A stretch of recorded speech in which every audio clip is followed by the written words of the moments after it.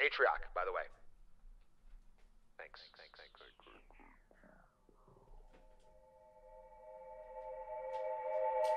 Nvidia man, Brandon, Big A. We here for the chance gambits, win games. It's that in frames. Lived lavish before the rap shit came, or chat knew the name. Not regular hands, man, these is Franks. No time to sleep, already things at stake. New high time on the clock to beat. We don't clock the field, we don't clown around last place. Why he's referred to the first letter. No one on earth who's insured better. Trendsetter for sure with every endeavor. That burger urges me to get cheddar, then spend it on a combo meal. Bro's going through some shit that is also real. After going through a shift, Brandon's going through a shift. Brandon going to the Twitch, you'll never know how the ghosts feel. Whoa. Holy moly, pulling up in the ghost. Holy moly, pulling up with the ghost. Roly, rolling up for the dolls. Who the goat of bros versus pros? Kinda feel I most should know. Okay, but whatever floats your boat. Pray we don't go toe to toe, kid. I'm a grustler if you haven't noticed. I'll be in my castle in the Alps if you need me. Couple months ago, bro invented the sheesh meme. Probably busy following all his teachings. Fucking who dat? No, you ain't never seen me. Every white kid sidekicks wanna be me. You ain't like this, righteous. I'm a PB. Put in time to be like Gal on the mind sweep. Gotta grind if you wanna shine like my timepiece. Yeah, okay. Big A, whoa. Coming from a spot, you a big a-hole. Never would've thought this is insane. Melee, goaded on the stakes, you could be mango. Oh, let you know you can't afford my rates. In California with some foreign estate. And if you ever catch me at a downtime, no, you ain't ready for a quarter rate. Okay.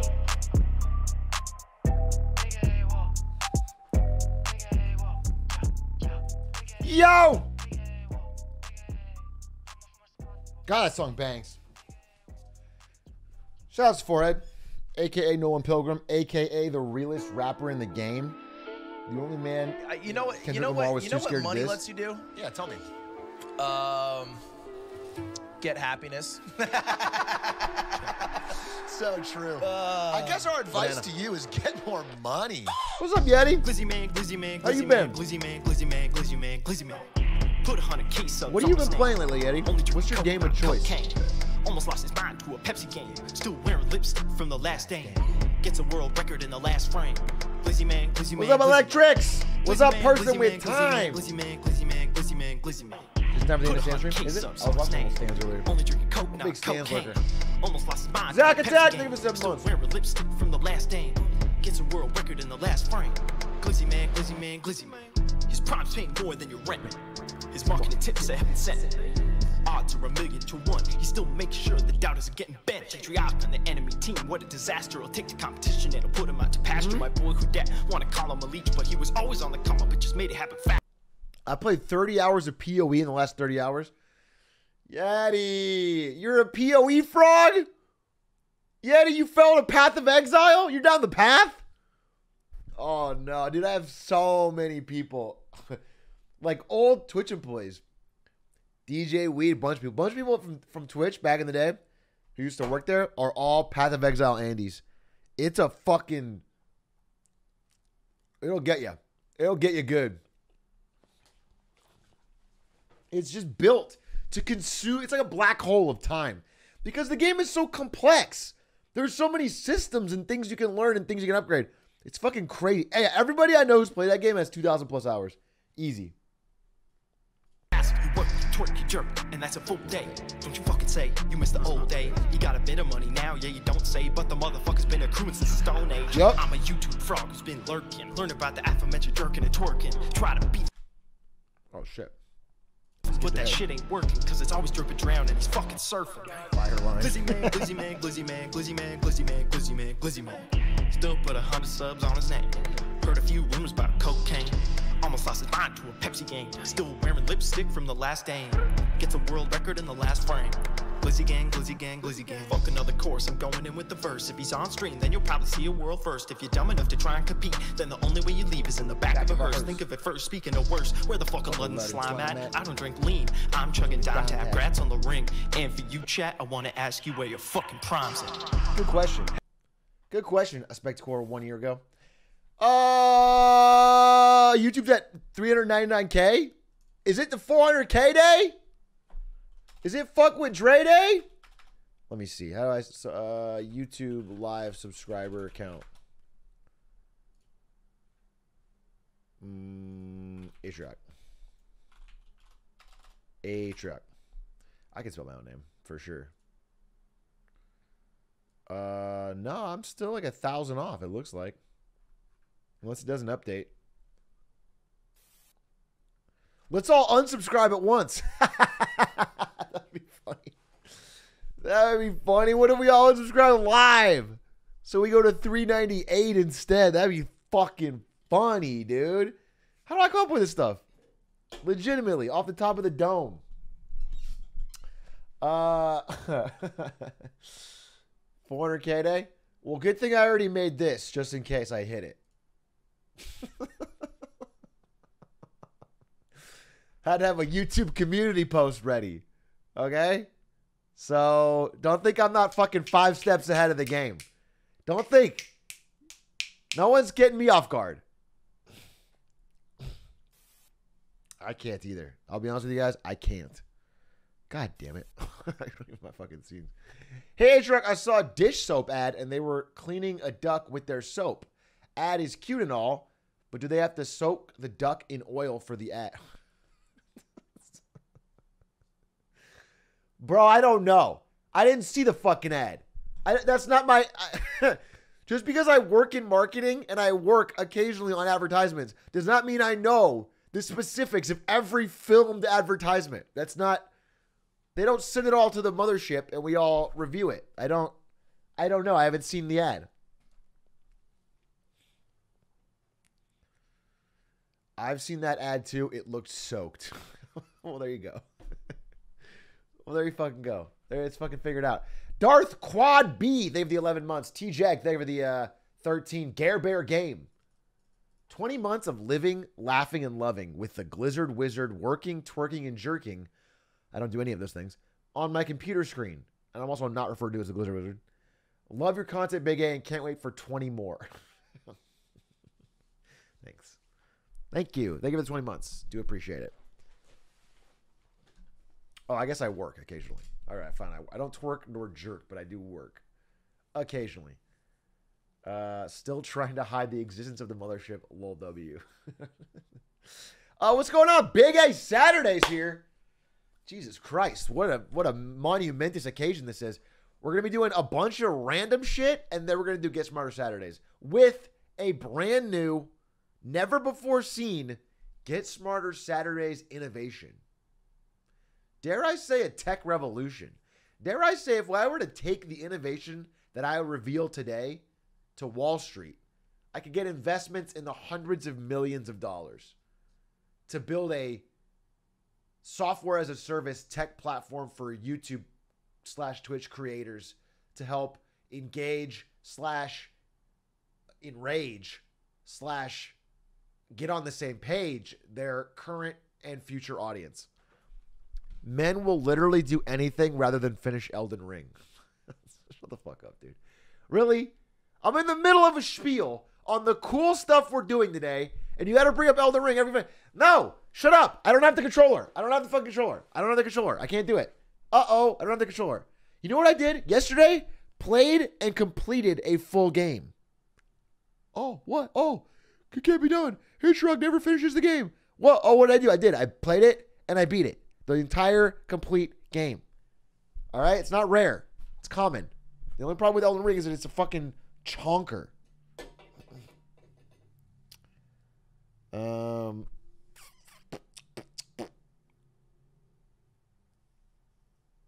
When are you going to play Hollow Knight? We come full circle. Bro, stop. We're not flashing back here. There's nothing more I can do in Hollow Knight.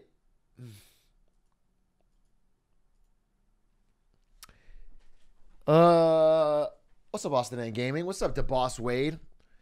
When are you going to play Deathloop? I'll give you an honest, straight answer on this one. I honestly won't bullshit you.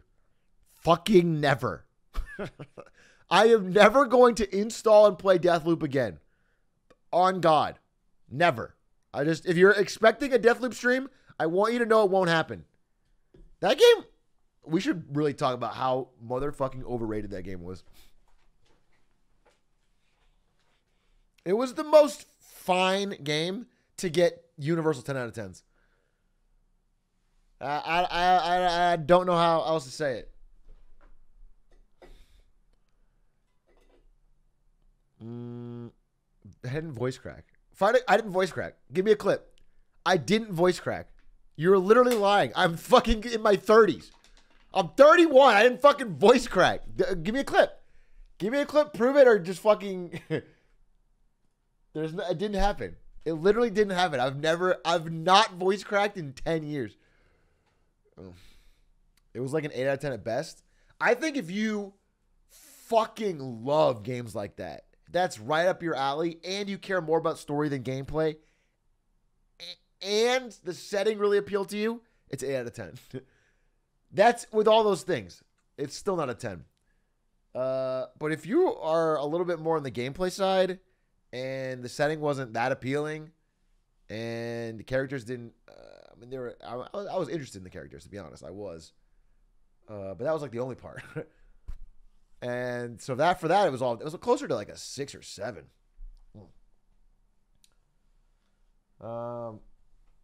When are you playing Candid Ice? When are you play Candid Eyes? What the fuck are you saying? When are you play Candid Ice? Don't agree with him. Is it a Candace thing? Okay, you said Candy's nuts fit in your mouth, but you didn't say Candy's the first time. You said Canid space ice. So it's not a got him. You have to say Candy's the first time so that it's a setup. It's not a fucking got him. That's so stupid.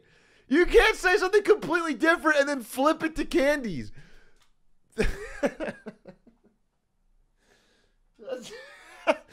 You only got me because you're illiterate, okay? I'm taking the L on the D's nuts and you're taking the L on the ability to read.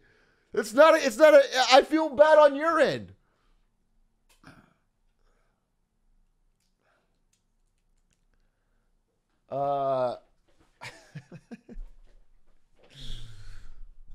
Can you stream IRL golf? Can I physically? No. Also, no. I was going to say I'm not going to do it, but I could. I also can't. I don't have the capability. I don't have the cameras. I don't have it set. I don't have a golf course nearby. No, I can't do it. Mini golf would be fun, though. Damn, a mini golf stream? What was that stream idea I had that I was really excited about? Because I didn't write it down. It was about... Fuck, it was a good idea. Chat is president. It was chat is president. Yeah, we gotta do that one. That one's sick. ZGG, thank you for the 5 months. And the thing you dropped in Discord. Thank you for that. We should talk more about it. Tattered Tortoise, thank you for the 1.5 years. Appreciate it. You are truly the most tattered tortoise I know. Thank you for the 2 months. Park Ave. Ezra Vale, thank you for the 10 months. Ezra Vale says, almost 1 year. By the way, you yoinked my Twitter screenshot for your Insta profile picture. Right. Technically, I did that, but it's a photo of me. So you actually owe me money for taking it. And I was going to let you off the hook, but thanks for bringing it up. I will send a bill. I will send a bill. You can pay at your leisure as long as it's within 24 hours. Mortuary Assistant's a really good game. You should play it. I'm going to fucking lose my mind. I'm going to lose my fucking goddamn. Here's what we're going to do today. I will first play the rest of the song. Hey, can I visit your house? And the friend says, which house?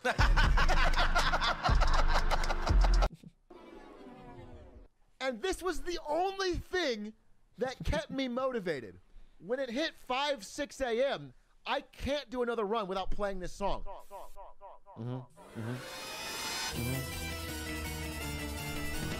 How my beauty works, he knows it all. Atrioc. Then I pull at what you want. Atrioc. With non-believers on the attack. His clutching skills when on one back. Everyone knows that he's switched up songs. Atrioc. Pause.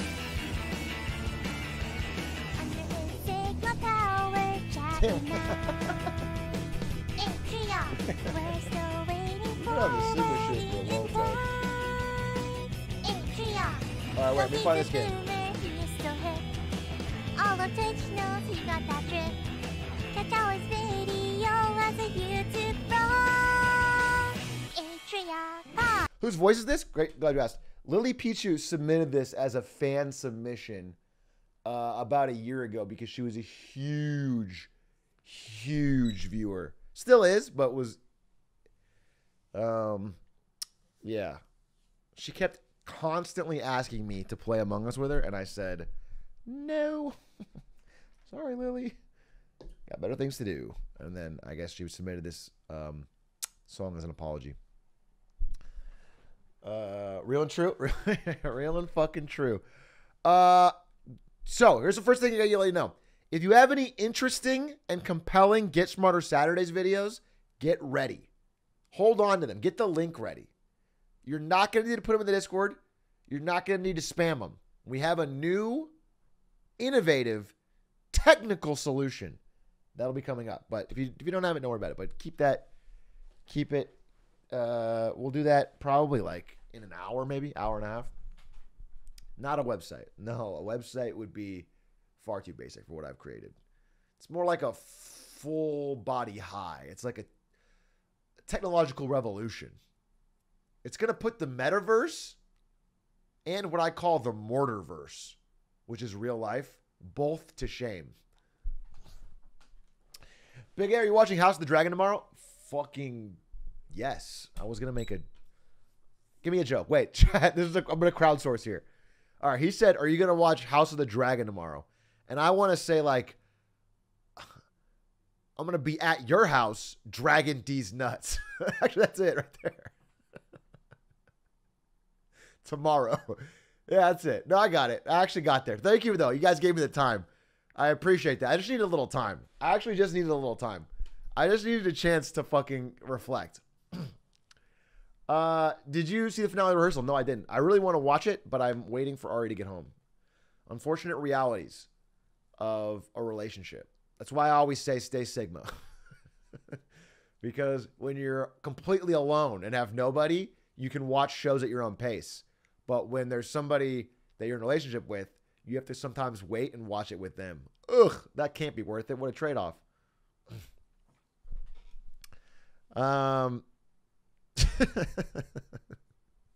Die alone for TV, Giga Chat. Exactly. Yeah. Just spoil it for them. That's wait, your advice is to get into a relationship and then be actively mean.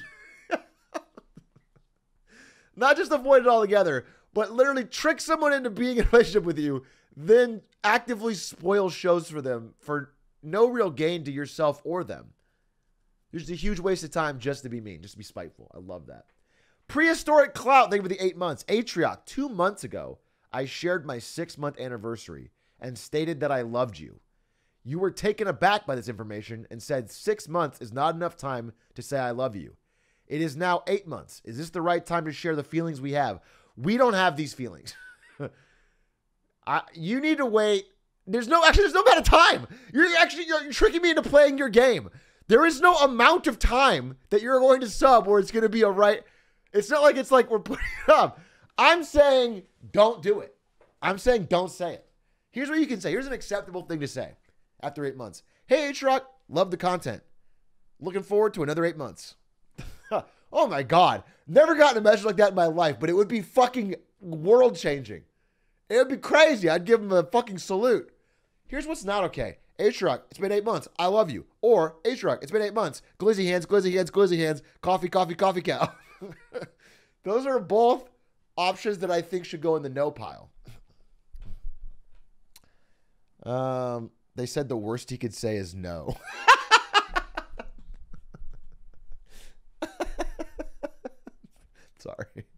Sorry if that comes off as harsh. Okay. Vacuum Eric, thank you for the 2 months. Real Sensation, thank you for the prime. Decus, thank you for the 12. 12 months, 1 year. Pog, champ. Buttercup. Hey, Atrioc, love the content. Looking forward to another 8 months. Wow, you had 8 months. Buttercup Ayo, thank you so much for the kind message. I do appreciate it. Thank you. I mean, 8 months of content, that's a long time. I'm glad you enjoyed it, and I am looking forward myself to putting on More good streams in the next 8 months. Thanks again, Buttercup A. It means a lot. Smurf Squatch. Hey, Atrioc, 11-month sub, 11-month viewer, 11-month chatter. Second time asking for recognition. How much of your fist can you fit in your mouth? Year band. Thank you for the 11 months. Thank you. Appreciate that. Thank you for that.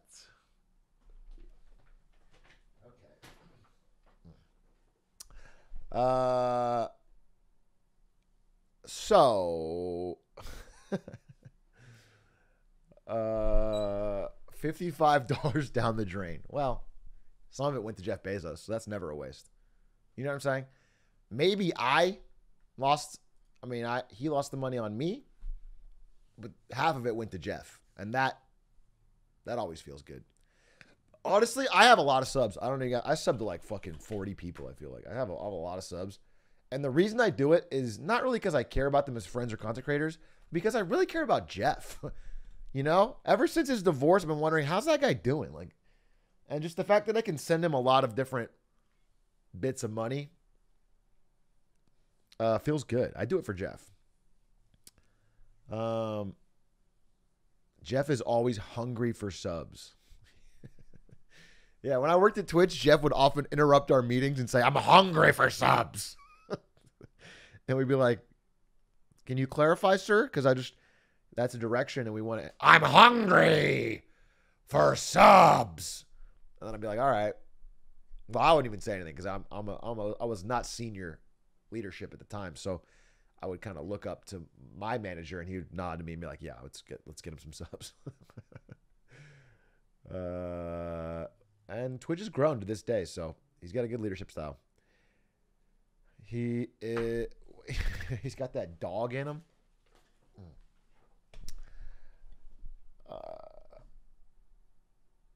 Hold on, what kind of, no, obviously not Subway sandwiches. He was talking to Twitch, so you get it. Let me check. I really do want to check this. Is there anything going on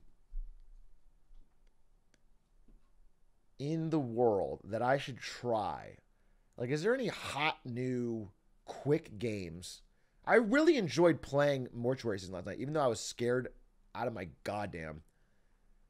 No, I can't play Elden Ring, obviously.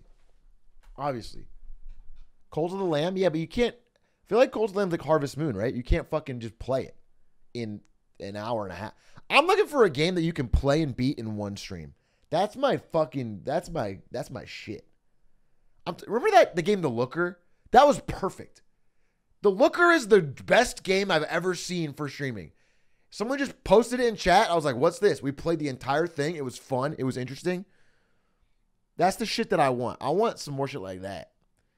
And then I can fucking just jam out some games, play the full thing, get the full story, make a video. Pada ping, pada poom.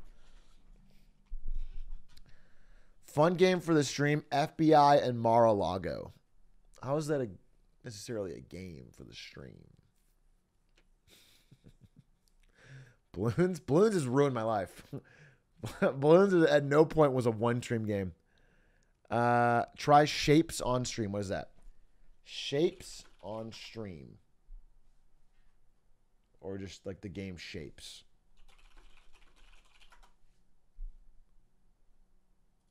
Like.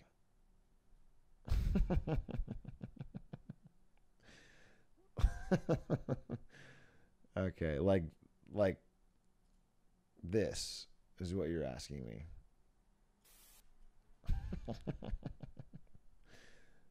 Okay. Try to make the shape in the corner using all 7 pieces without any overlaps. Right. To move a piece, tap and drag. To turn it, use the the rotate problem buttons. Is it seems Use the arrows to try another shape. It seems kind of hard. No shot. I actually don't know exactly how to approach this problem. All right, don't worry. I'll get to the bottom of this without any delay. All right, let me just rotate. And this is obvious. See what I'm doing here is I'm building the top of the rabbit, and the top of the rabbit is actually one of the most difficult parts to make. And then this part will rotate. Holy shit! It's actually coming together. You know, I made a 4 seconds ago made fun of this game. But actually, once you play it, you begin to get immersed in not only its gameplay, but its story. It really tells the tale of a rabbit whose life has been shattered. Completely fucked to pieces. Wait. This is not right. Wait a minute. Okay, hold. Wait. Is it like this?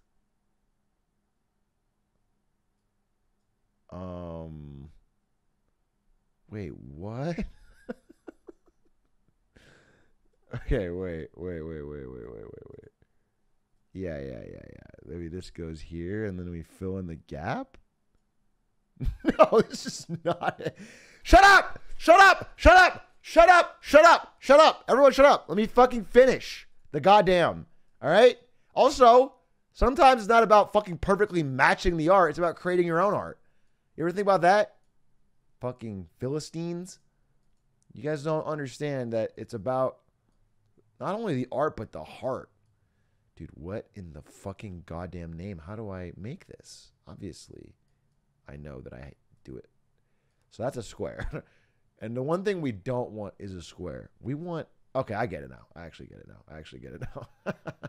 I was fooling. I was goofing. You guys, you can't fucking let a man goof for once. It's like this. For sure. Isn't this what I just did? Wait, what? Wait. And then this could go here, right? No, because that doesn't... Wait a fucking minute, dude. Wait.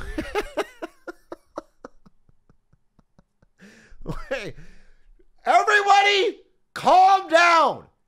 I'm literally asking you to calm down because you're getting way too heated. You're getting way too amped up about this. All I want to do is just take a moment and think about it, and you're not letting me think about it. That's your fucking problem. Is you're fucking rushing me when you should be fucking praising me for getting the head right so quickly. I got the fucking head instantly. Look at this. It's without flaw. And the body, everyone knows, is one of the more difficult parts. Okay. Here's the fucking tea, sister. This is right. I just don't understand how it fucking doesn't... Maybe, oh, is it smaller triangle? No, it's not. It's fucking not. So how, in God's name, unless... Okay. Now it's rotating. Now it's permanently rotating. It's permanently rotating.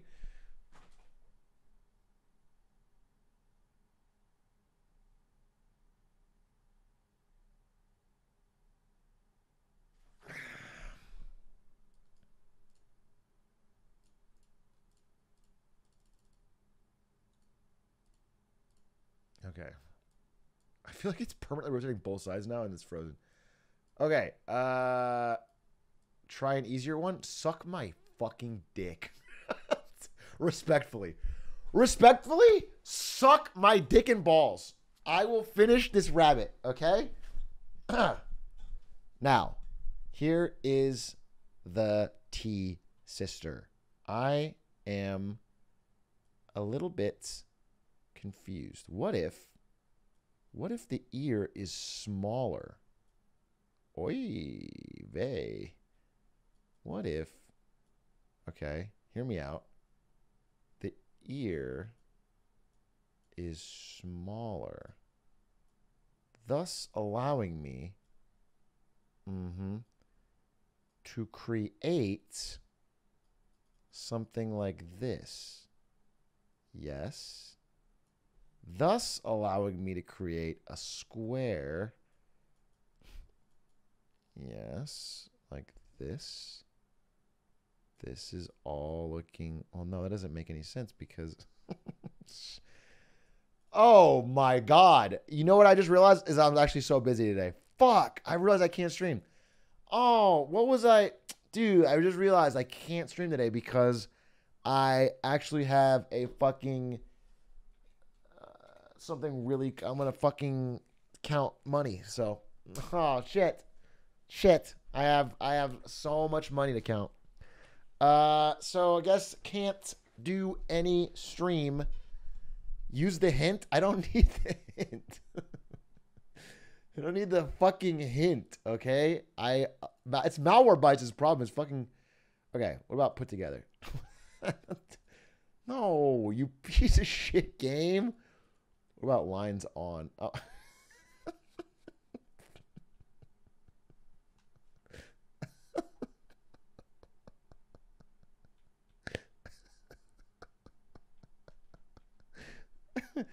Okay, gotcha. Just taking a look here.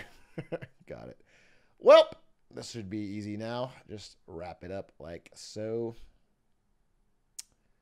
Just wrap it up like so. Pop it in there. And this is, of course, where things start to shine, though. And I'm talking about shine bright like a diamond. Okay. Well, now here's what I didn't see in that is a fucking, yeah, let's go right here. I just realized what I was doing wrong. In fact, I think if you look close enough at this thing, you can see the line. You can legitimately see the line on the fucking triangle. I think legitimately you can see it. So that is something that I should be celebrated for, really. And then it's like this, right? Is one of them bigger? We're basically there. Yeah, it's just like this. Okay, well, it's hard to line up with this fucking janky-ass system, but we're basically there. And then, how do I... We're so close now. We'd hate to... Okay. Damn, they really put a fucking tricky one right at the end, huh? Really a fucking... Couldn't just let Atrioc have it, huh? Have to really fucking mix it up right at the end. Okay. Let's see. I think... Just have to fucking rotate this in a way that gets the job done. Is it like this? Yeah, it's kind of like this. Pog! Yeah! Yeah! And let that be a lesson to the haters and the fakes, dude.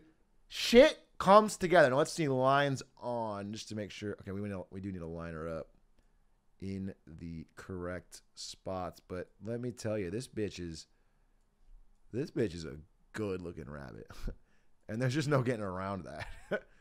There's actually just no getting around it. Give me something. Give me the win. Why does the game not have confetti or anything? What the fuck? I put in my heart and soul into this. And I don't get any kind of, I don't get a win. I don't get like a fucking, no, I had nothing. Where's my, I did it for myself? No, fuck that, dude.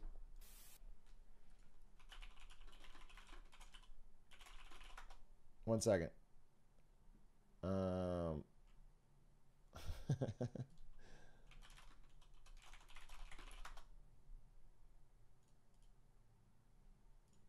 Will never be the same.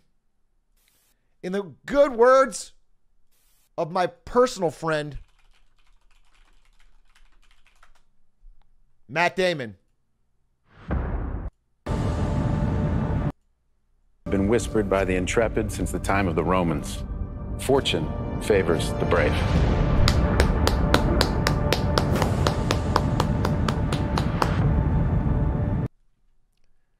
All right, well, that was 15 minutes. I'll never get back. What else we got? Why did I do that again? Who the fuck asked me to do that?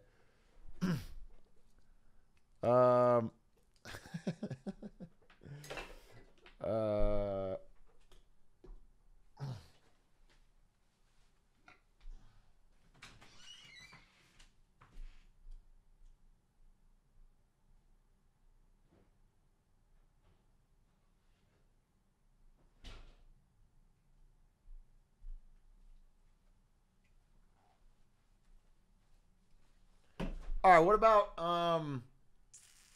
what did Yeti say?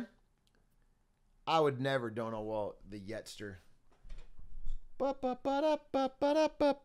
User Yeti Apocalypse. What did he say? He said, for real though, Fury is the game for you. Fury or Furry? Because one of them's a different kind of claim about me. How long is it? I could try it.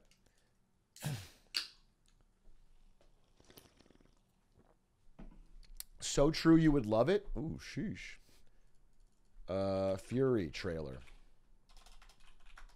Let's see what we got. From 2016, huh?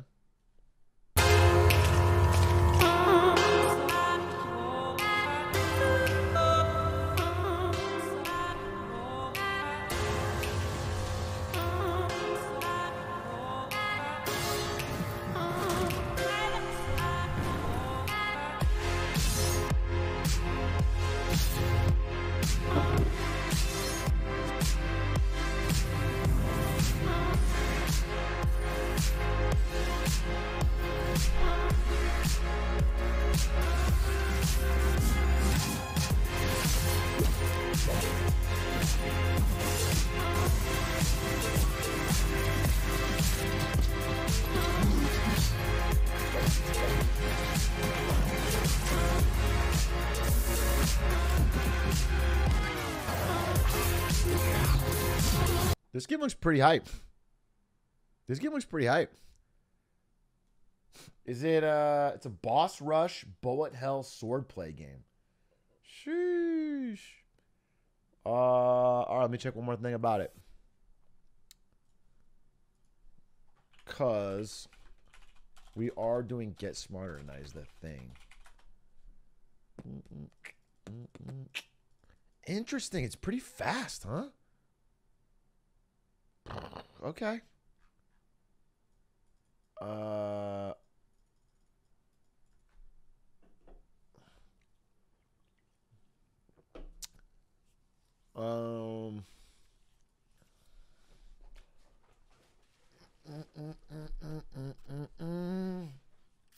It's called Fury. How long is Ori?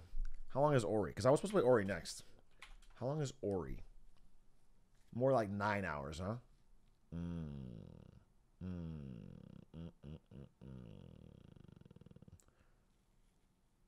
9 hours is different. 9 hours I need to start Saturday morning and go all day. I've done 9-hour Saturday streams. I would totally be down to do a one-day Ori stream. It sounds fun as fuck. All in one day. Maybe I'll do it next Saturday. That'd be perfect.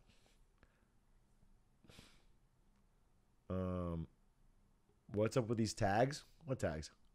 Oh, my streams tags? My stream tags are, hey, now you're an all-star. Get your game on. Yeah, I don't know. Wait, what about them? I wanted to be in that community.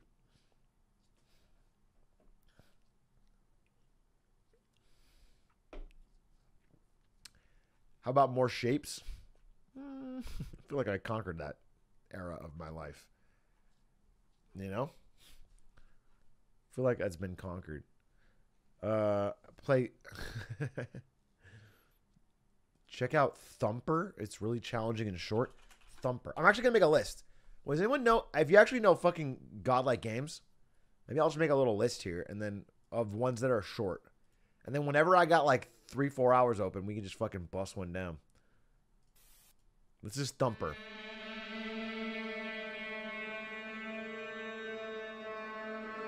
This is a rhythm game.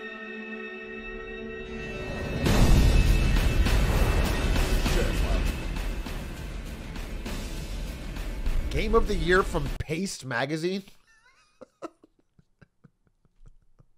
Oh, shit. Oh, shit.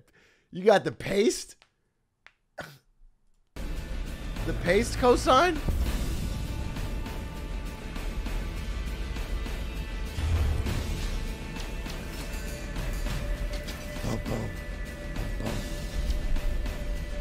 So is there a story or is it like a...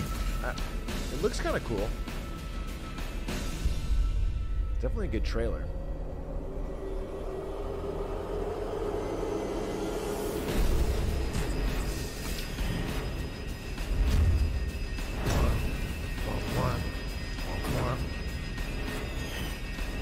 It actually looks pretty cool.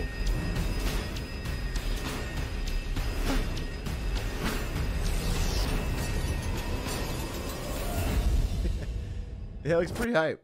But it didn't explain anything. It was just gameplay footage. Thumper playtime. 8 hours? Kill. No thanks. Sorry, I just burped loudly into the mic. I'm sorry about that.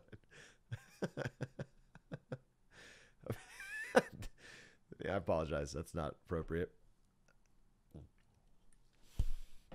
Tomorrow we're playing Overcooked or whatever. The Plate Up.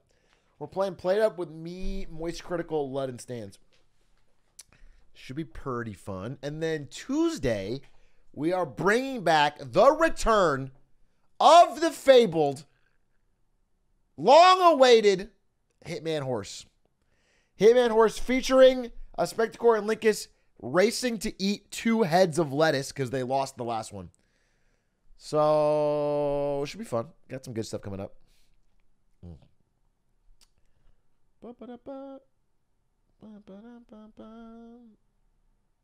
Please look at observation. What's that? Observation game. Ooh, this looks interesting. Trailer. HQ, this is...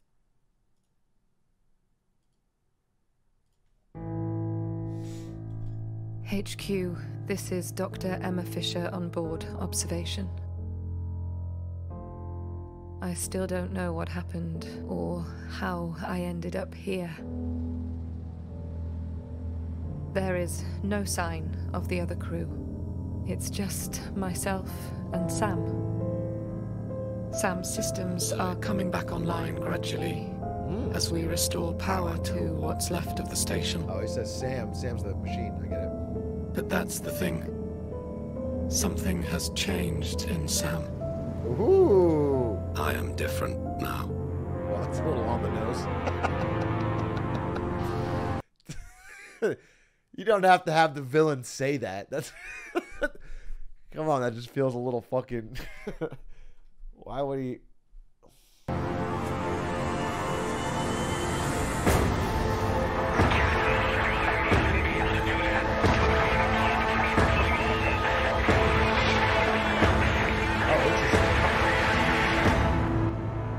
That looks good.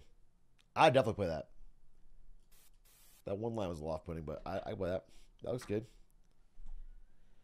Castle Crashers. I used to love Castle Crashers with my brother and cousins. We would get into fucking fights, dude.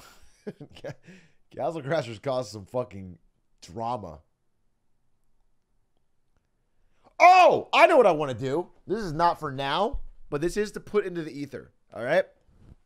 I want to do one of those custom, really good adult-themed, not adult, but I don't know, like serious-themed Pokemon games. Pokemon Uranium or something. I want to do the ones where it's like the people actually die and Point Crow was talking to me about them. I want to do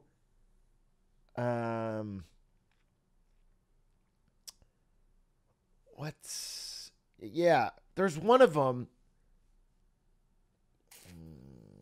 Pokemon Reborn or Insurgents. There's one of them that's supposed to be like really fucking good.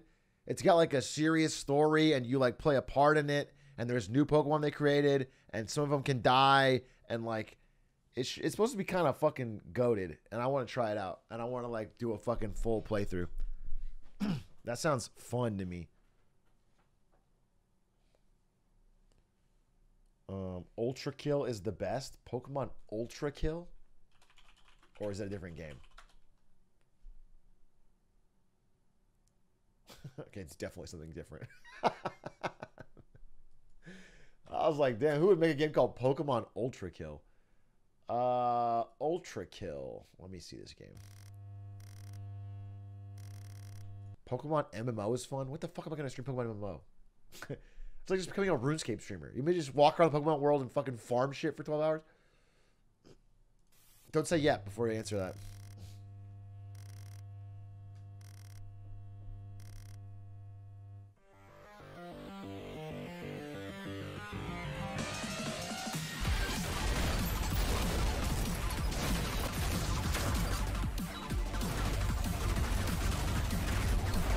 This is like old school shooters.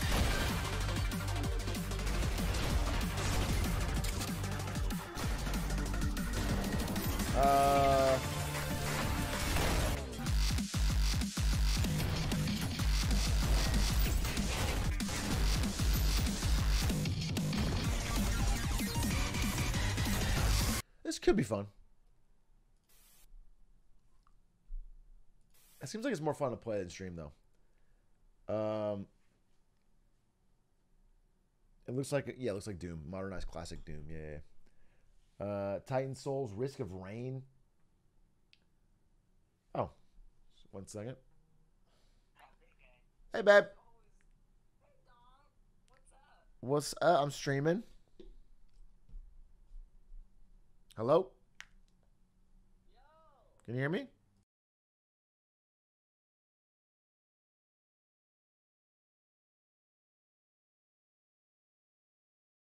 It's... Where the fuck are you? What's going on? No, dude, I'm just in Austin right now. You're not... How did you... I obviously don't, Evan. I obviously don't. Yeah, you're right. You're right. I've never hung out with you, which is weird. While you're on Ariana's phone right now. That is weird. That is...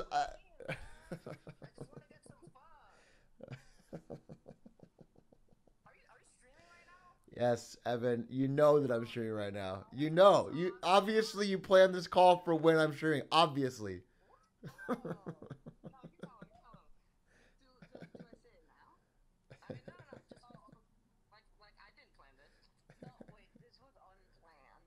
This is unplanned. Uh-huh. That's awesome. That's so fun. That's so cool.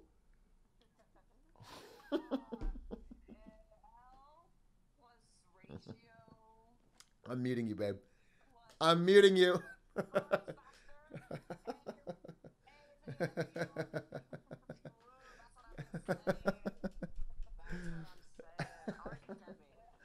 All right, blink twice if he's got a gun. Okay? Well, cough. Cough if he's got a gun.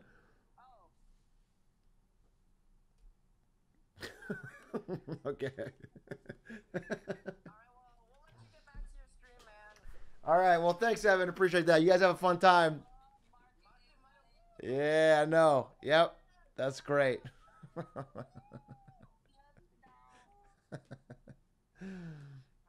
Bye, babe. They're at a fucking anime convention. Evan Gao is at the same fucking anime convention and saw her and her friends in the cosplay, and they came up, and so I guess that's how it goes. Oh, it's not all anime. It's like whatever. It's like, she cosplays.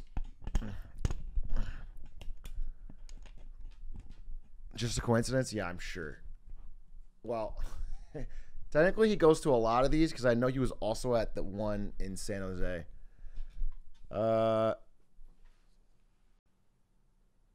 What did she cosplay? I don't know. Something from Fate, I think. Honestly, I wish I could tell you. I know she was working hard on it, but I'll know his characters. If this mic falls off again, I'm gonna fucking lose my shit. Play Observation Duty? No, it's... Well, is that a different game? Risk of Rain.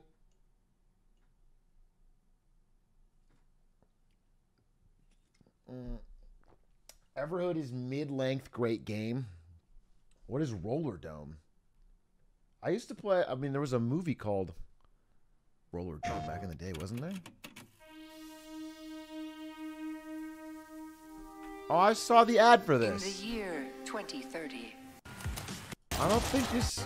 No, I don't. I mean, it looks kind of cool. Actually, this could be pretty cool. You guys ever play the game, the game that, like, this team of students made? And they got hired at Valve, and then they made Portal 2. What was that game called? What was that fucking game called?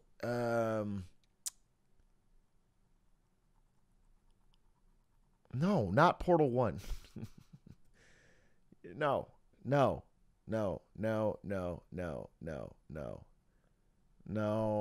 You guys are saying Narbacular Drop, and you're wrong. That's the team that got hired for Portal 1. Ah, it's not Narbacular Drop. God, nobody knows anything. It's like, it's Tag. I think it is Tag. Tag game. Somebody knows. I Google Tag game. I'm going to get the game where you play Tag. Tag Power of Paint. That's what it was. It was this one. Tag Power of Paint.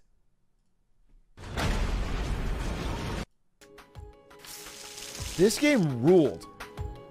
I played this way back, I think before even Valve hired them. Like, it just went viral on, like, some, you know, gaming news websites where you could download it. It was actually so fun. And they just took all this and they put it in Portal 2. Like, there's this speed paint, and you, like, it's like puzzles, but also, just really simple and good. Yeah, there's like the jump paint. And you can just paint anywhere, and you can be really creative with the solutions, I think. It was pretty fucking cool. This is just Portal 2? Yeah, but it was... Do you understand? Yes, I know! Because I said it got hired by Valve to be put in Portal 2. You are telling me what I told you to enter the conversation. I swear to God. It's crazy. It's lunacy. I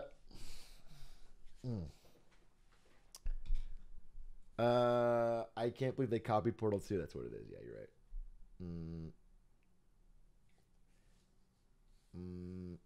Tunic? Isn't Tunic kind of long? Am I fucking chiefing that herb? I thought Tunic's like a fucking 20-hour game. 20, 30. Not a one-dayer.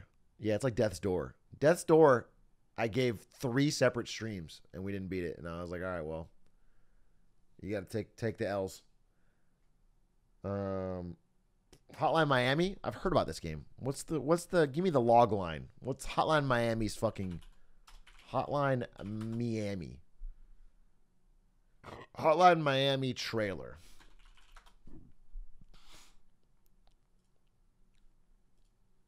This is from 2013?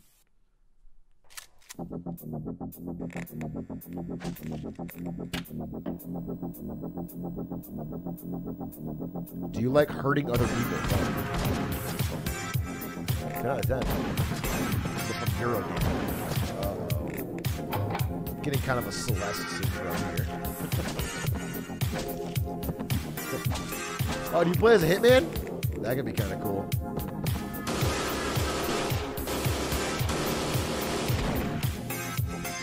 I'm here to tell you how to kill.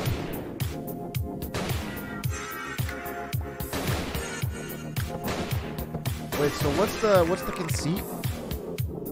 Why is it so? It looks like it's like a top-down basic shooter. What's crazy about it? It's the Dark Souls of top-down shooters. You just die fast? Is that what it is?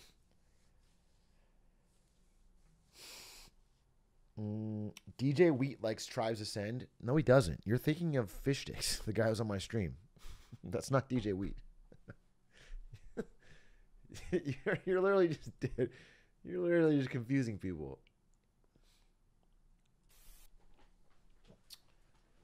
Super Hotline Miami is a goated mod. All right, interesting. Well, that looks fun.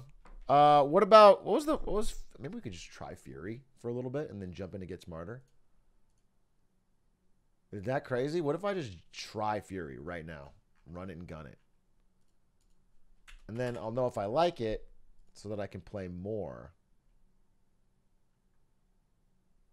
Uh-oh. That sounds good. The only problem is I'm worried if I download this game, I'm gonna get Fs. You need a controller? Cancel! I don't have a controller today. I'll have a controller tomorrow. All right, what about, okay, observation duty?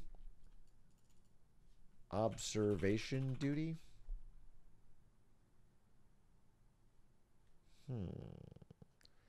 I could go into an era where I only play games that Jacksepticeye and Markiplier have played.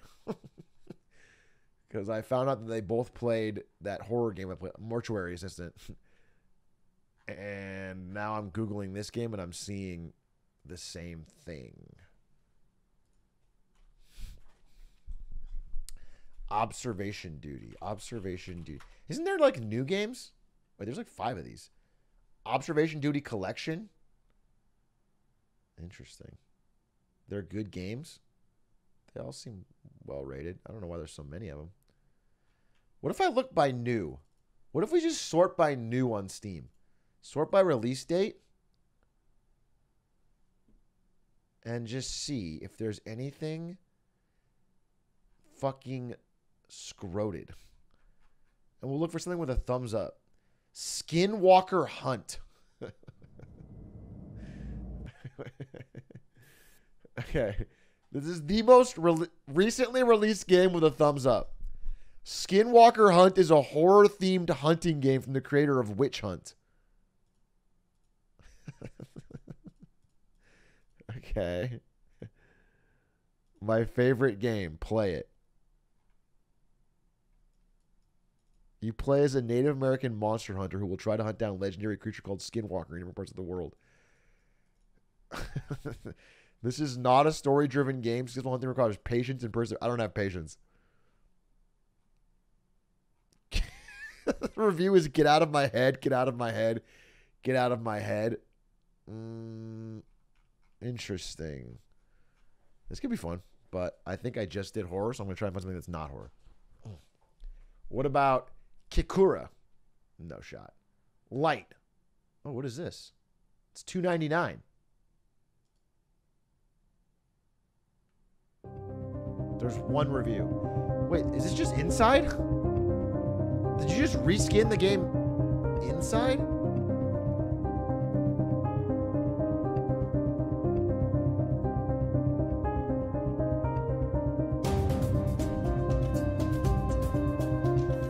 Don't show stream. There's lots of... Oh, yeah. I guess there could be adult games if you sort by new on Steam. Although they can't have, like, adult things in their picture, right? No, we're fine. Even if it's like something crazy, anime space titties or whatever, that'll just be the title. It won't have like a picture in the Crustacean Nations. All right, what about Quaver? That looks stupid. What about Tina and Rook Cookie Quest? That looks too good. What about Island Idol RPG? That sounds awful. Demolish and Build 3 Excavator Playground. Oh, yeah. Oh, yeah. Brother, let's excavate. I gotta make some use of this RTX 3090.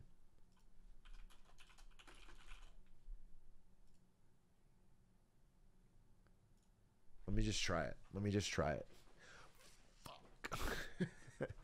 Okay, we'll see if it actually downloads. It's actually fucking pretty big file. All right, I'll keep looking at games while that downloads. It is free, so.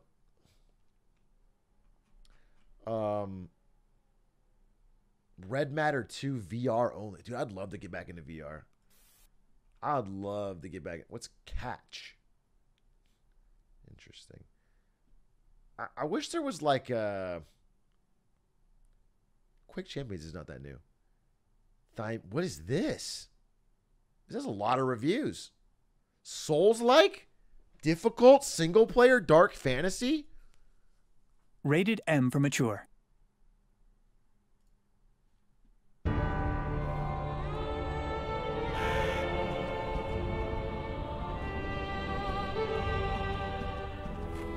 I mean, the one thing I need right now is another Souls-like game, all right? Ever since I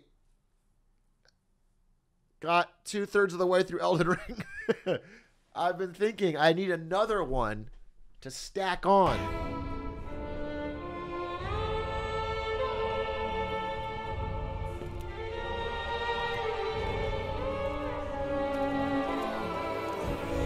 Is that how you play it? That's kind of cool. I always like, what type of setting is this? It's like Gothic European plague era setting. Yeah, it's, I like it. Yeah, Victorian.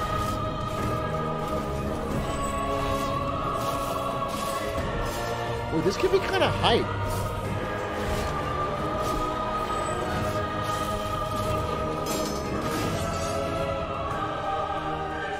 Wait, this could be kind of hype.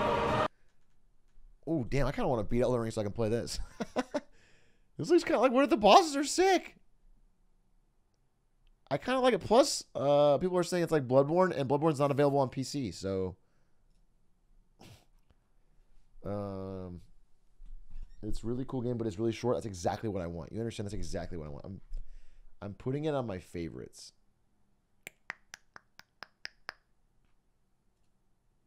Yeah, there it is. Perfect. Perfect.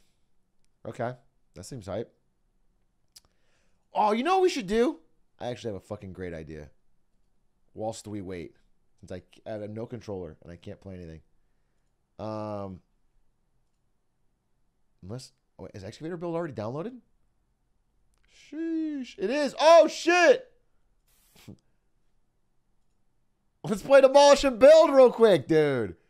Let's just see what it's like. What I want to do, I remember we did this a while ago. We watched like every upcoming movie trailer. And then we decided which ones looked hype and which ones looked like shit. I really enjoyed that because I found movies that I wouldn't have watched. So I kind of want to do it. Oh, yeah.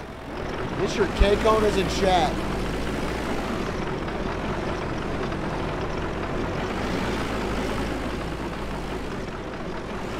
Very loud.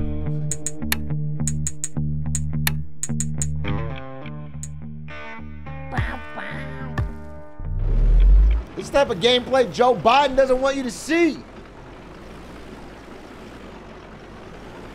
Just me and my Elevate crane.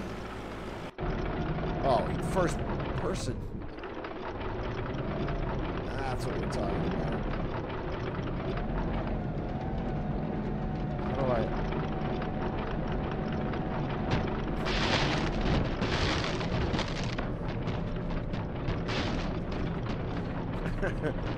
Yeah. Time to clean up this mess.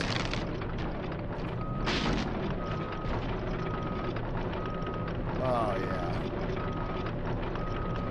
And if I just knew how to raise or lower my crane. Here, F1 help. Look at this. W. Yeah. Switch modes. Use attachment. Switch camera. Okay. Okay.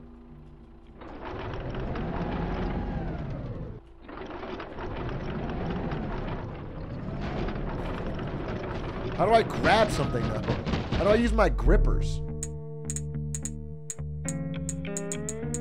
How do I use my grippers?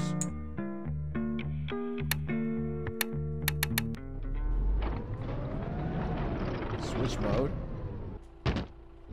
Okay. Switch mode is this. Oh, it's caps lock. Oh, yeah. Wait. Fuck me. Okay, I don't... Get me out of this fucking... Okay.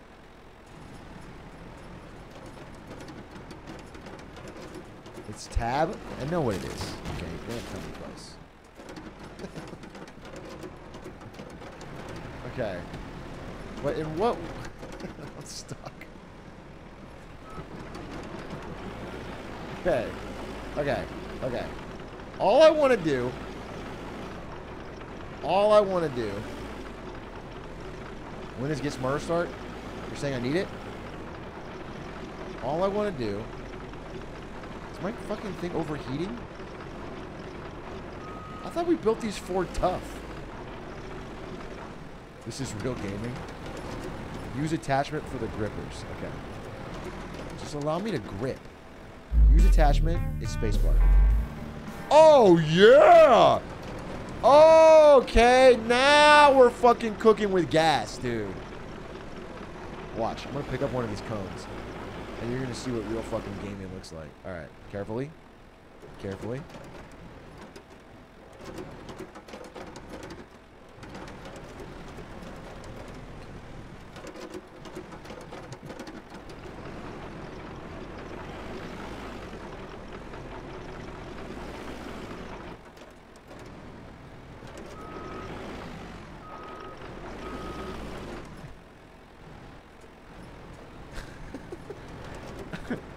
Just let me... Okay, here it is.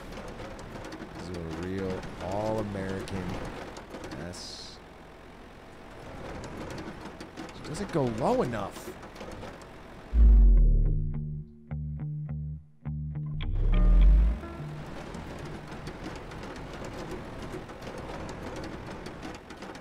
Practically born ready to build a skyscraper. That's what I'm saying.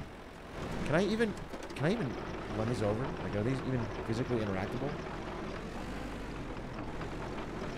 No, they're not. You just go right... Oh, they do. Okay. Isn't it? Can someone explain why I'm sideways like a crab? Oh, I see. Okay. Okay, now we have real speed. You're playing this? Yes, I'm playing this. I'm a real gamer. You can lower the top part? Yeah, I understand. Like so, right? No, I want to lower the top part. Let me understand this. Extend arm, retract arm. It doesn't really tell me how to do this. Oh, there we go. It's a combination of the mouse and the keyboard. This is QWOP. This is QWOP for tractors.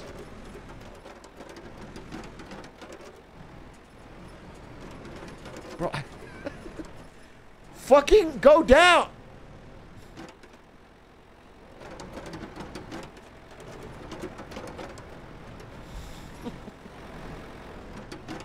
Okay, I got a plan. I got a plan. Enough pussyfooting around.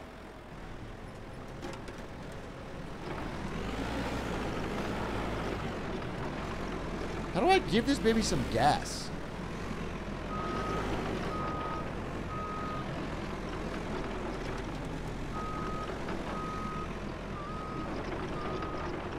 How do I give this baby some gas?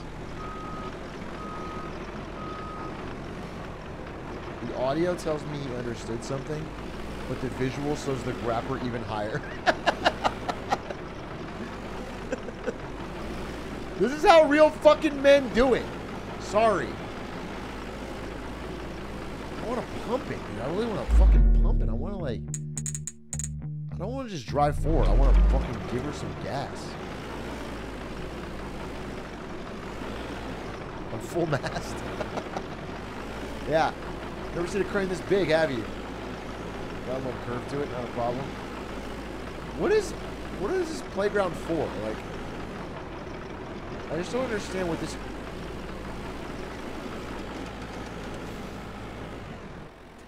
What's the benefit? Who plays this game?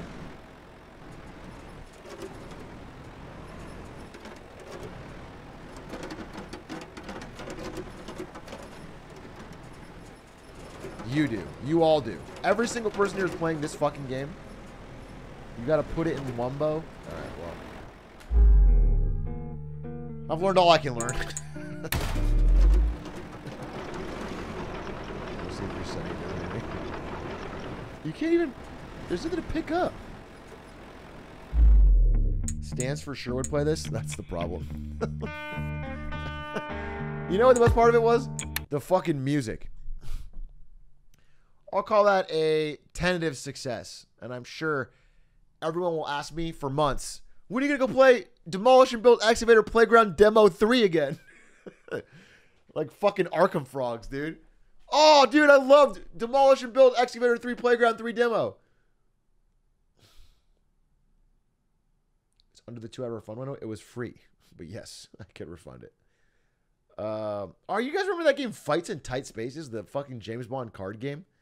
I was sick too. Manifold Garden. Did I ever play that game? OVR Drop. Phantom Abyss was pretty fun.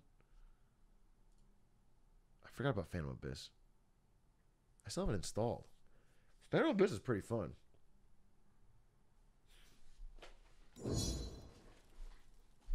Play Among Us, please. What if I just join a public lobby in Among Us?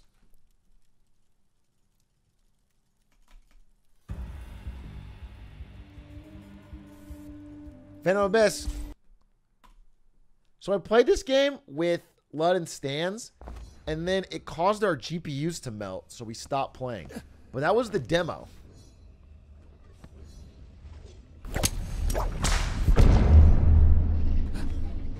This game was pretty fun. It was like, it makes a randomly generated temple, and you have to get to the end before everybody else. And if you get hit with, it's like Indiana Jones, but it's fast. It was the Devouring Ray. Oh yeah, and you're always being chased. And if you get caught, you fucking die. So Hades? No, it's literally nothing like Hades. Yes, yeah. It has sick movement, is the thing about it.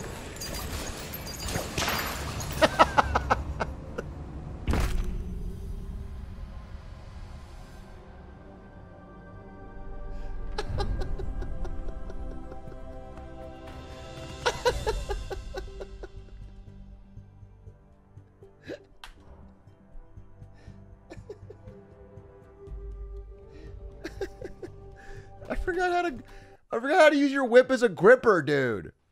All right, one more time. One more time for the fans.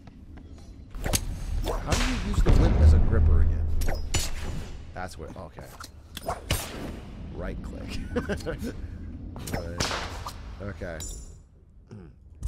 Anyway, it's this new game called Phantom Abyss, and it's like all about going through a temple, and it's actually got pretty sick movement. You guys are going to see. It's got pretty sick movement. You want to... This will be the first time we...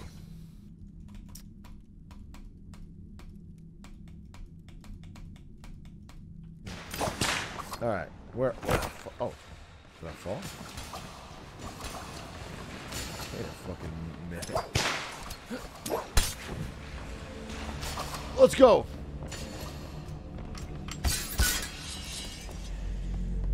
Floor 1. I'm already at half HP, bro. What is this?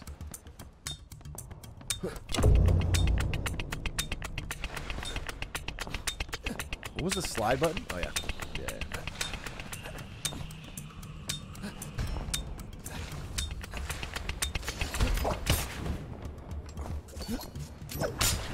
Oh!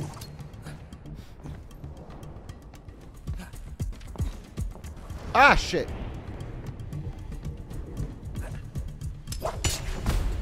Woohoo!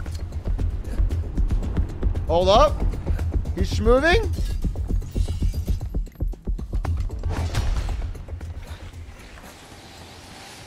How does he run faster than me? He has some kind of power up.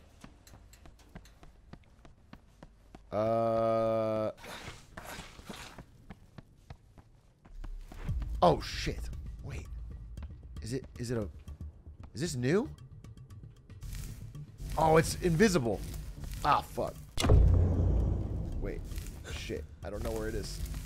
I don't know where it is. This is new. They've had a bunch of new shit. Ow. Ow. Oh, God! It's rotating! Wait, that's so sick! Coins. Oh, my God! Dude, this is awesome! Wait.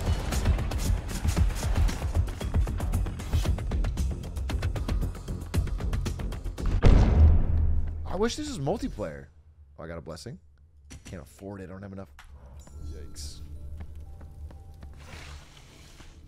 Level 2?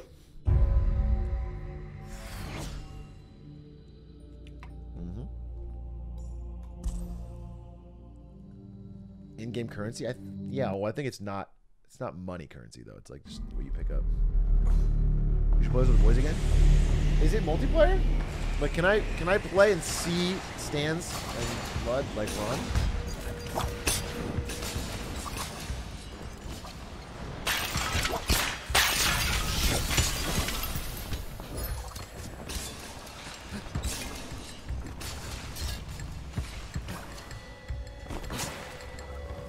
Whoa! Usually does it.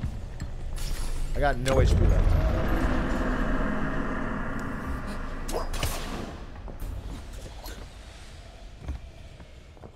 Okay. Oh, fuck!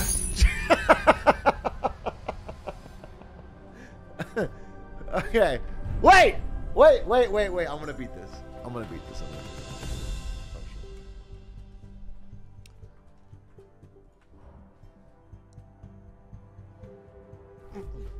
I'm sure those people are real. Yeah, I know they're real. But they're not. They're just random. I can't play with friends.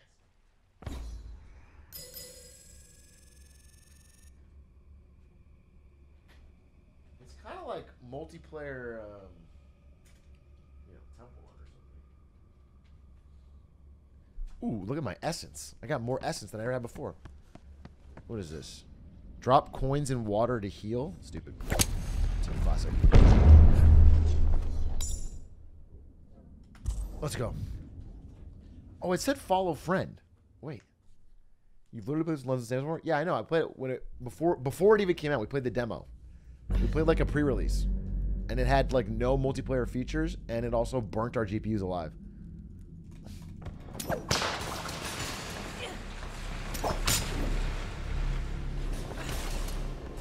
Okay, let's hustle. Let's hustle. It's all about the movement. Oh my god. Oh my god. It's invisible. Wait! No! No, one more. Give me one more!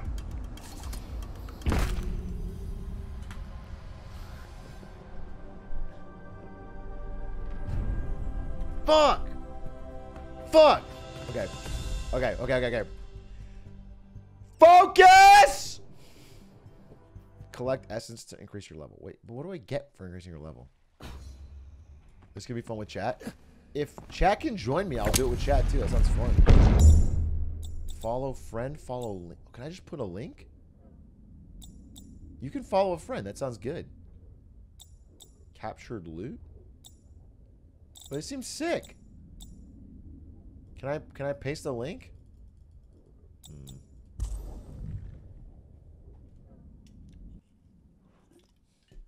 It's $25. I probably wouldn't buy it. I can't imagine I'm gonna play it again. But if you already have it. Alright, this one I got. Full speed ahead.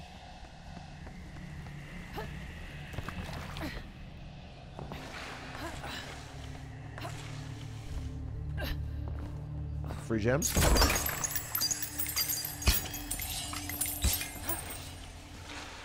Slide. Slide. So I have to beat them though, right? Like I have to be there faster. So it's still a race.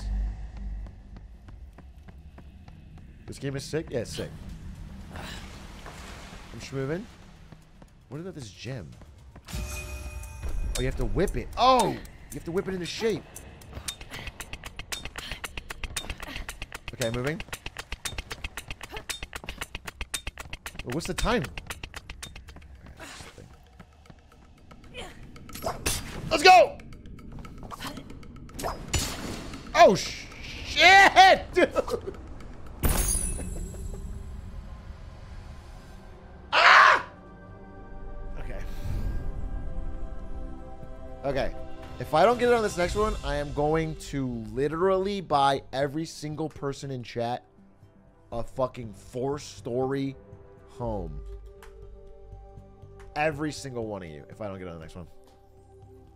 And if I do get it, I'm going to buy you a 5-story home. So, either way, you're making out like bandits.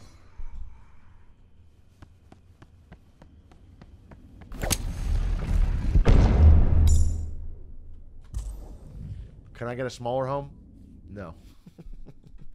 You can sell your home and downsize if you'd like, but I will buy you a 5-story home.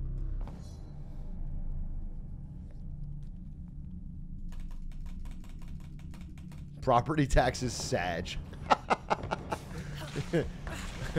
I'm so pissed at Atrioc. He bought me a 5-story home and I had to pay the property taxes.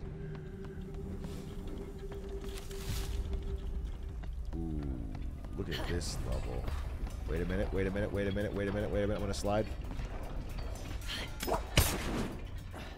Okay. We stay hungry. We devour. Put in the work. Put in the hours. No! Save yourself! Dude, it's you actually have to take it slow. I'm realizing. Wait, I'm still alive. I'm still alive. It was a small fall. I'm still alive. I only lost 1 heart.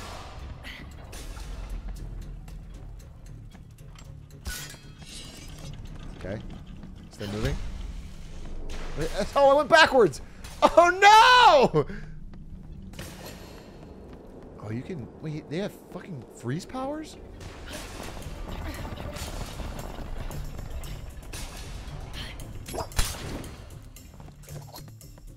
Alright, we can still win.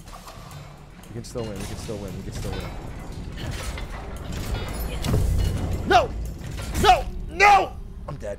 Fucking shit. Balls. Fuck. Okay. When I said 4-story home, I meant that you're going to live in a home with 4 stories to tell about my next adventure. And that means I'm going to get it on this one, and you'll have 4 different stories because there's 4 different floors that you'll be able to tell. So actually, that's fucking awesome. Even better.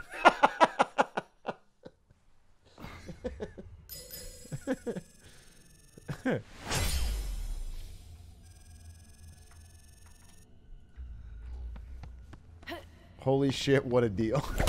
Yeah, well, I never said I didn't do anything for you. All right, here it is. Here it is. Here it is. Here it is. Here it is.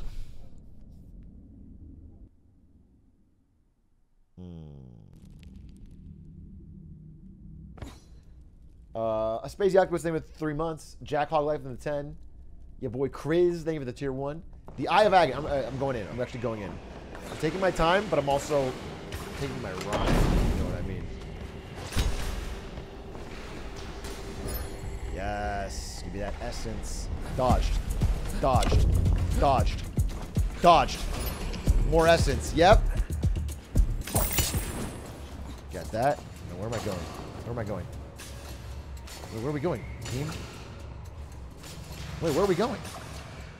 Oh, that way. Fuck. Is this game big in China or something? Wait, where? Oh, we're going up. Of course. Shit.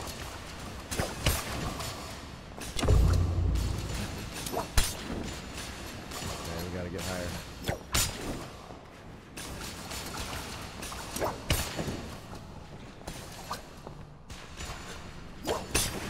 Okay. Let's go, let's go, let's go.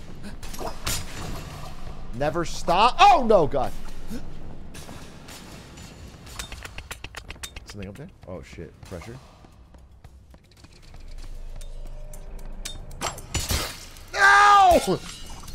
Oh, I got fucking diced on the bottom. All right, we're at half HP.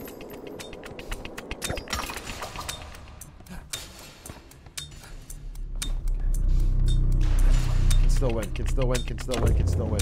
21 phantoms remain. Can still win, can still win.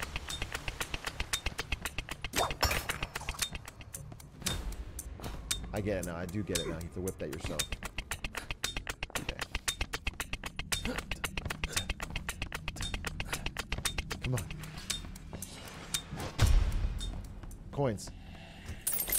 Coins. Oh, Lord. Oh, shit! No! Oh, I'm at half HP. Oh, I need to slow down, dude. Do these spike up? What's the fucking deal? Oh, God damn it. Okay. Nice try. Nice try, motherfucker. Nice try. Oh, shit! Oh, essence. I got essence. Oh, I got essence from the dead guy. Yes! We're still in it. Erectile neuropathy. Can I buy anything? No, of course not. Keep going. Keep going. 20 phantoms remain. Wait, let me keep going. Shit. Let's go. Let's go. Let's go, baby. Eye of Agony. Shoots heat rays. Attacks every 7 seconds. 18 phantoms remain. Ooh, okay. Time must have ran out in the last one. I might have been just in time.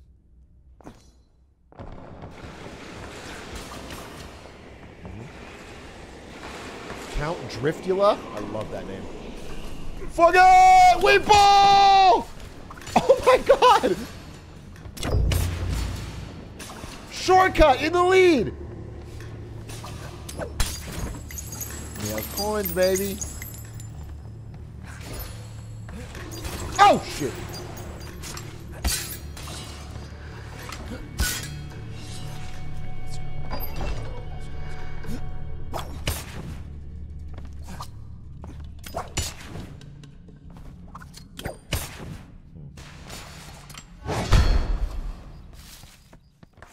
I feel like I'm ahead. Oh, Lord. Ah! Yep. Yep. I mean, nothing. Ooh! Sheesh! Oh! It was a full heart! Oh, I had a heart and a half! Okay, I thought there would be something to grab onto. I thought there would be something to grab onto. There was not. Okay.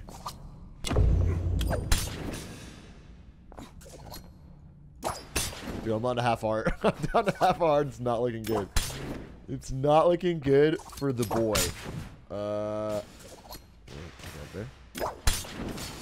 Yes! First one here! Big juice! I need somebody in front of me to die. Oh, you don't even fucking dare. No! No! Was water heal?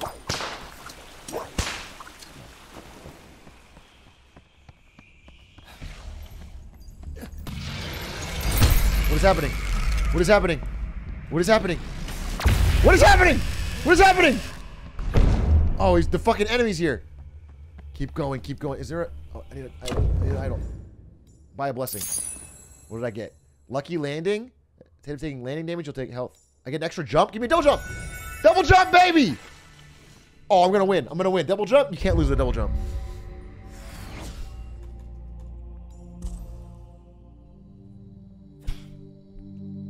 Okay, how many are left? 14? 14 phantoms remain. Okay.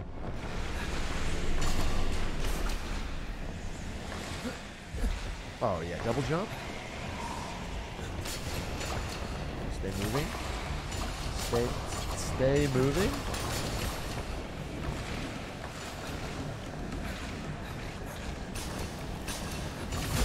Oh, shit! What the fuck is happening? Wait, what? Oh.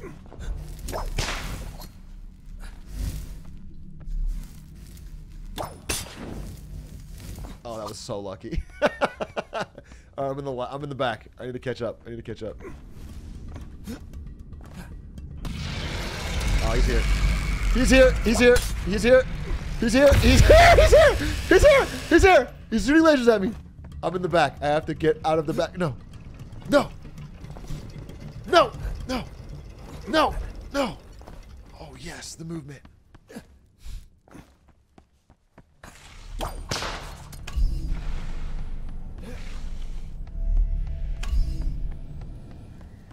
Oh, shit. I can't afford it. Shit. Is there anything over here?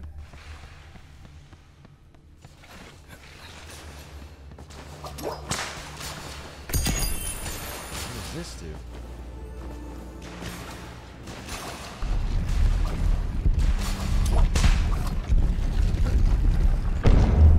Enter the caverns. Okay. This is hard mode? Oh, I should have ended. Fuck. No, I should have ended. Oh, I should have taken the downstairs. Oh, well. I'm not gonna lose. Uh-oh, stay one step ahead of the game.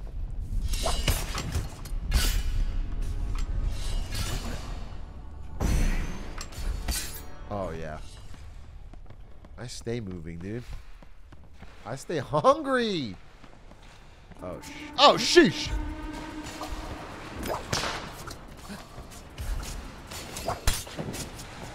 Ow! Fucking hell. No! No, I didn't get hit by that! I did not get hit by that! Oh, goddamn. Ah, goddamn, this game actually kind of rules. You were bludgeoned. Okay. Cool. I'm gonna share this. You want to go on social media and say I share it?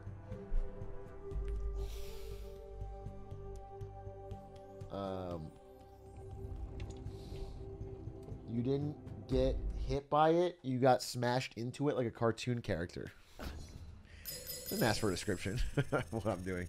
Here, I'm gonna do this for. Let me just try one singular more run. Oh, a new whip. Brand new whip got. Oh. You get extra heart container? Yeah, I'll take that. Brand new whip got no keys.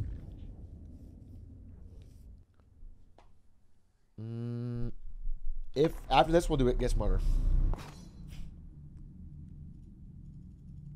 Crazy you didn't finish. I did sort of finish though.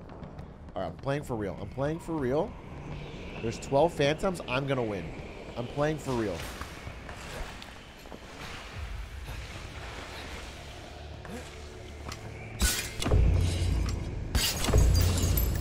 Load up on coins.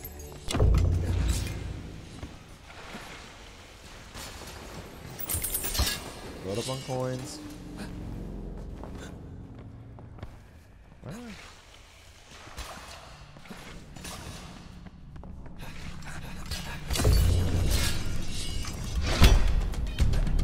Dodge this. Oh! No!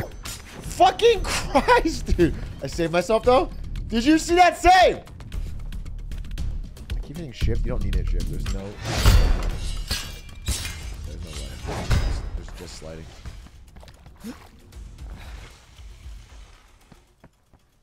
Insane save? It's not the most insane. Come on. Come on. Lead the way. Lead the way.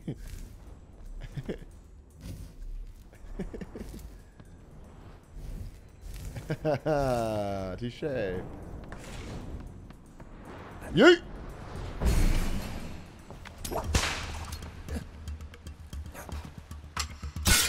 Not falling for that. Not falling for that.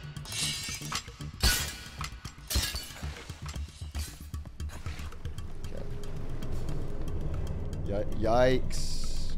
No! Oh, shit. Okay. Already only 8 remain.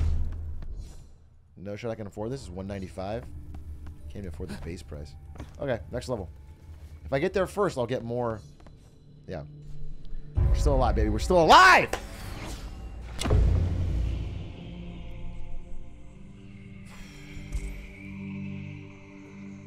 Five phantoms. Oh, 7 remain. 7 remain. All I have to do.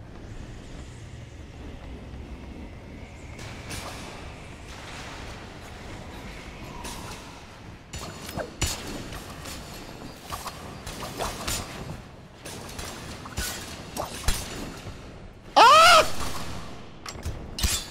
Shit, balls. Oh, God.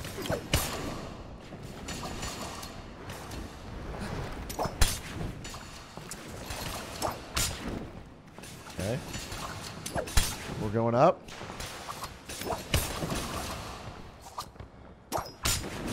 Okay.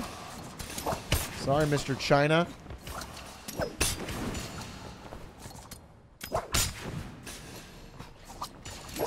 Straight. Wait, what's going on? Why am I hearing noises? Oh, free essence. I love to see that. Dodged. Oh my god, the movement! Yes. I got an uncommon key. Because I'm uncommonly fast at this. Okay. More.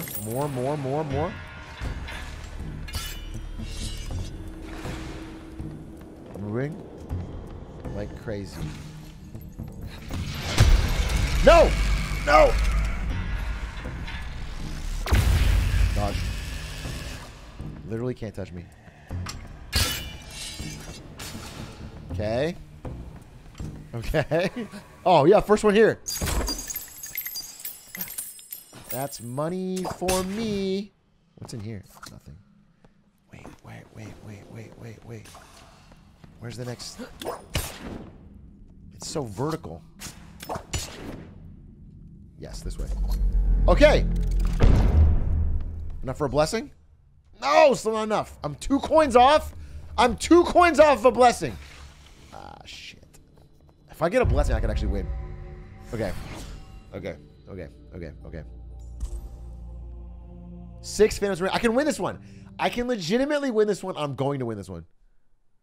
I'm going to go for the caverns, though. I don't fucking stop.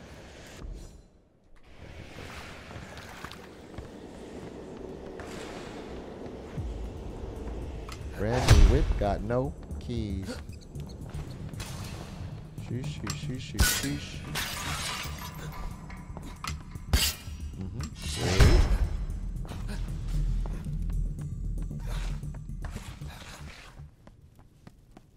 Okay, don't see any dangers in this room.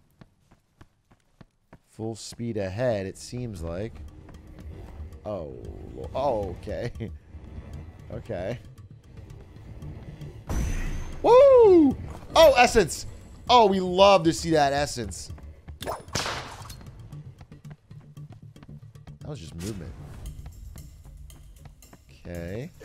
That's good.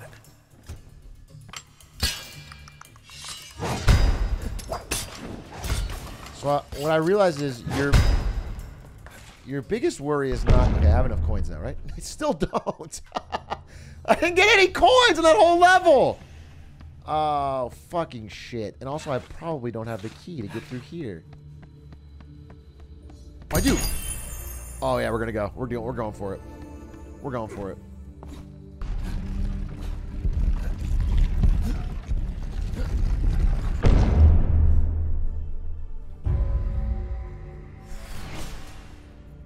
You don't need blessings when you're blessed, Atrioc.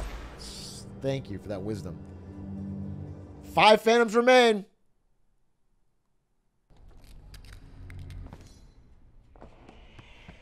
Let's go, baby. Oh, yeah. Coins. Coins for Papa.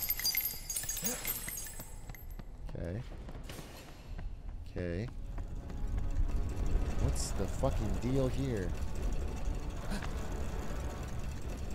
Okay. Don't stop. Never stop. Stay moving. Stay ahead of your problems. If you keep running from your problems, they'll never catch up to you. It is the best way in life. Oh, yikes. Legitimately, stay running. Stay humble, stay hungry. Oh, this part is so sick. Fucking coins!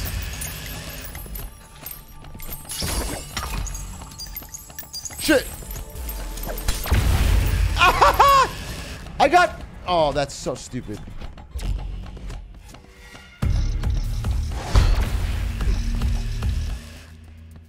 We got 1 heart left. No! No! No! No!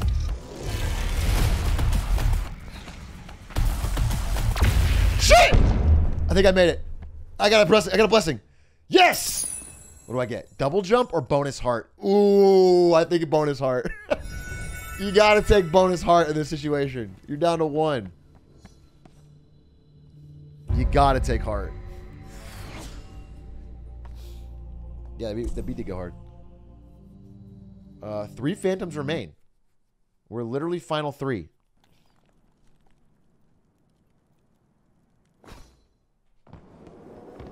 So now I can't really follow anybody. Ah, shit. Oh, whoa, what the fuck?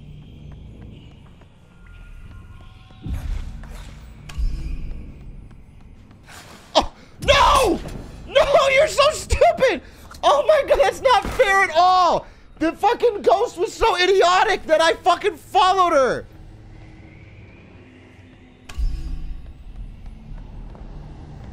Oh, I got literally baited.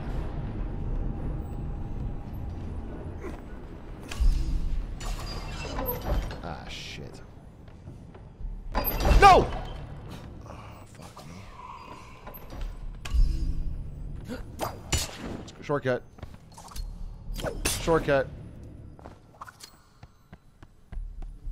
Oh, dude, I have no fucking idea what's happening. Yoinked. That's back. This way or this way? Plug it. Oh, shit! Shit!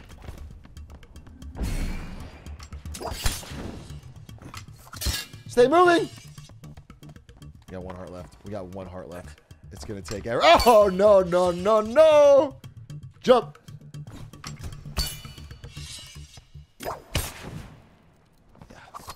Stay moving. Stay moving. What's happening? I can't see anything. I can't see anything. Oh, God! No! No, dude! That's so stupid! The fucking thing spawned! Oh, come on. Come on.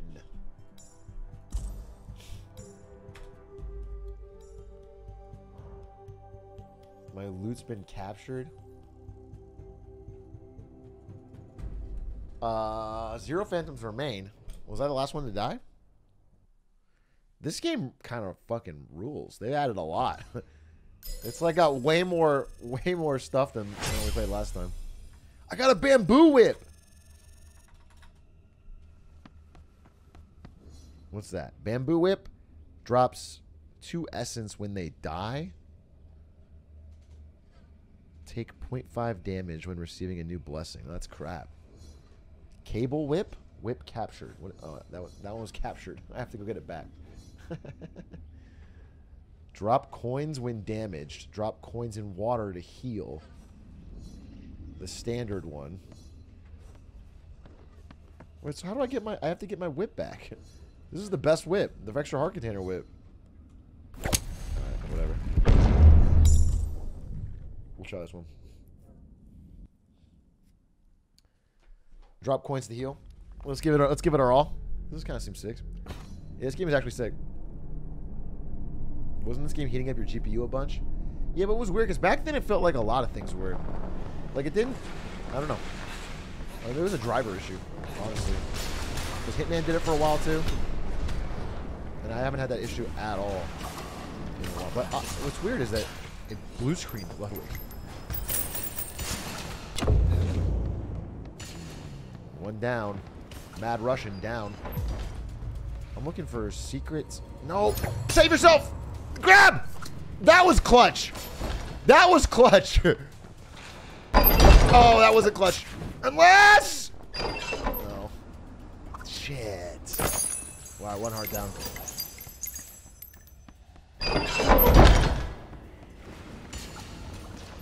Essence?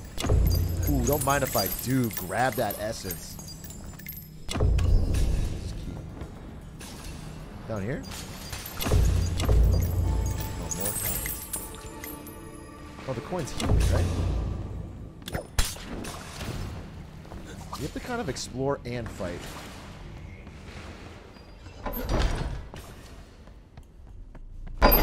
Yup. Key. Open door. Open sesame.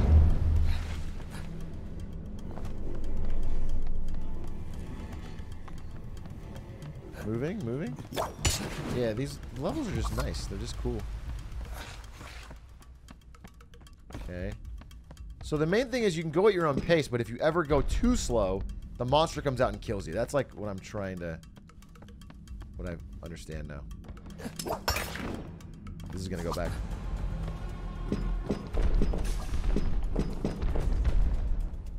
Is this a puzzle?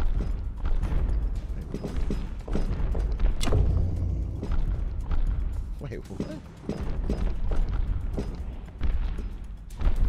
Fuck it!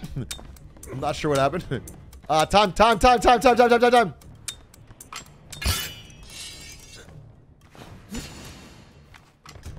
What's up there? I need these. Gems, key. No! I saved myself! Call me the whipsman.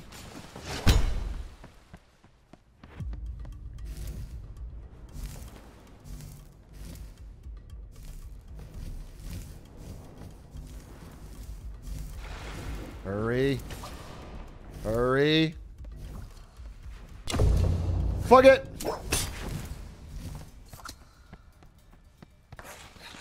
I got enough. Blessing. Bless me. Soul armor. Invulnerability? Hover slide. Hold slide to hover off ledges and defy gravity? That sounds so gangster. That sounds so sick. I'll use it never, but it sounds sick.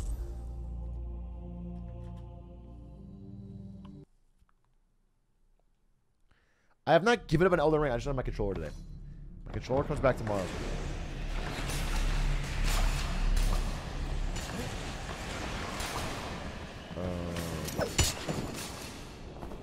I feel like this hover slide is not going to be that useful now that I think about it. Whoa!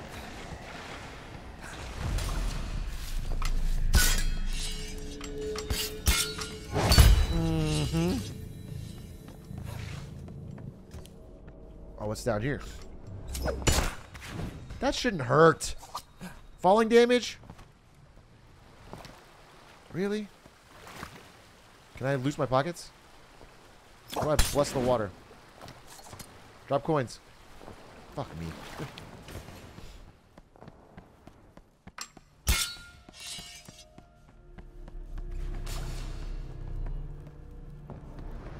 Okay. Let's see if this works.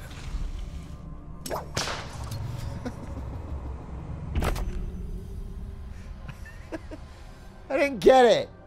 I didn't fucking get it. I didn't get it. I didn't get it. I didn't understand it. I didn't fucking get it. I don't fucking get it. I don't understand it. I didn't. It's my first time using it. You gotta YOLO. Sometimes you gotta YOLO. Everybody knows that. It did work. It did work. I mean, it actually lasted longer than I expected, which threw me off. And then I thought it would go really long.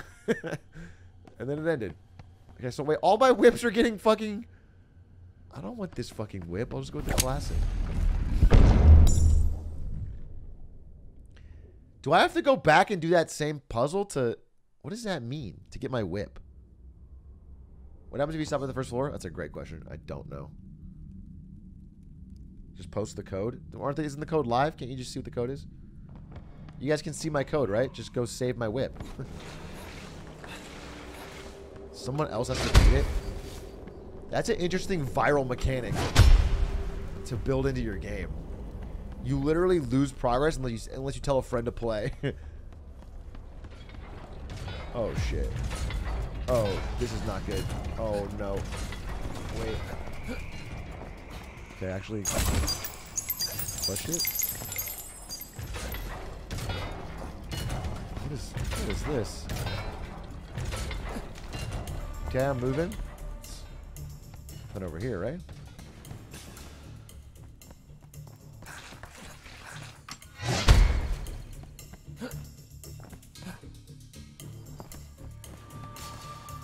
Oh!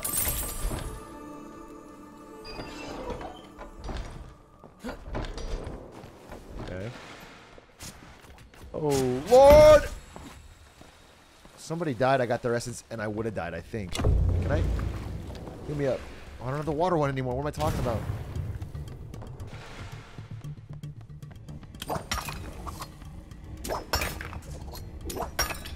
What does that do?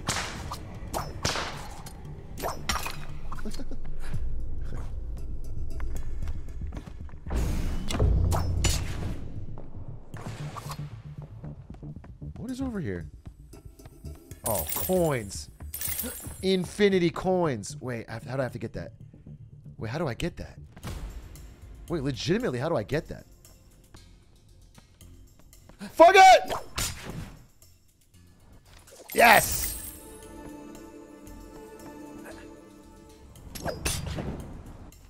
Woo! Okay.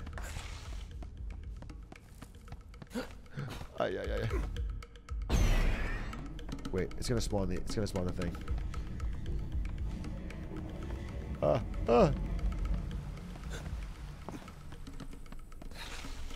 Sheesh. Sheesh. This way?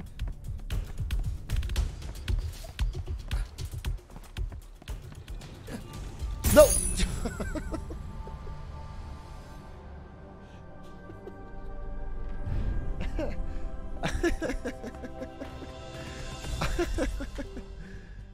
Oh, no! No, no, no, no, no!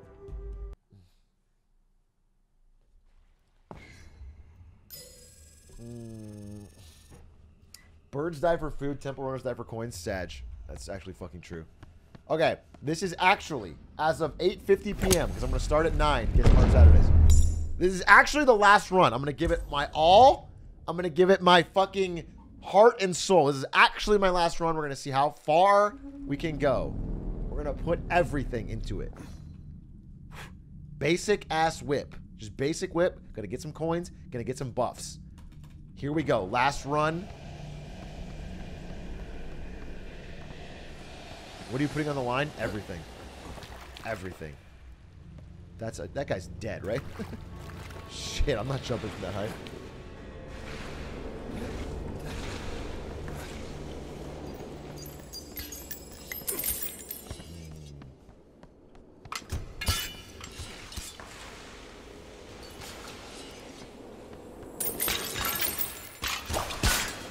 Free coins? I didn't know there was coins in those urns. I did not know there was coins in those urns. Okay. So on the first level, I think you gotta take it slow and go backtrack to get all the coins. Because there's not a lot, like the thing chasing you is not strong yet. Januga! Januga! Oh! Hey, talking a lot of shit in chat for someone who just died 5 seconds into level 1, Januga. Just noticed your name pop up. Been seeing a lot of backseating.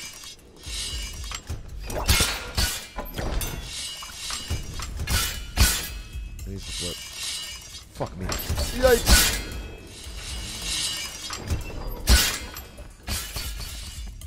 Hi, Finn. Whoa! Whoa! Yee! What the fuck? Ay, ay, ay! Oh, shit, I got scared. All right, so far we've played a perfect game. There's something down there. I gotta go for it. What if it's coins? It's a lot of coins! Wait, what is this? How does this work?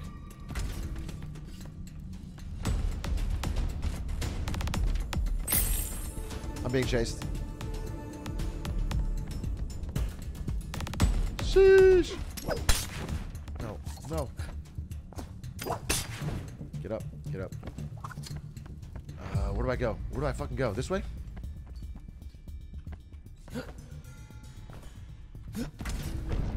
If this is wrong. Oh no, it is wrong. This is the way to a chest. Oh, I'm screwed. I'm gonna lose. I'm gonna lose on time. I have so many coins. Oh, if I could just get to this thing.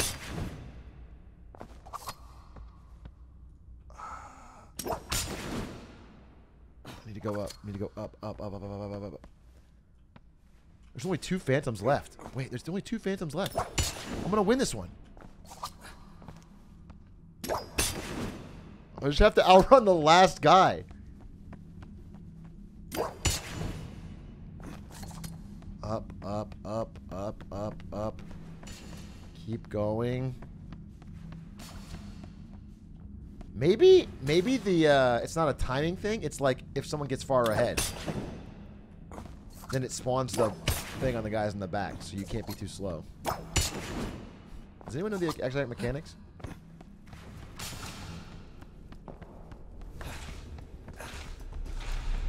Oh, it doesn't chase until second dungeon. Okay, that's what it is. Okay, I got it. So I should be actually picking up every fucking coin that I see then. Hey, it's me and this fella, Ethan. I guess I have to go this way. Right.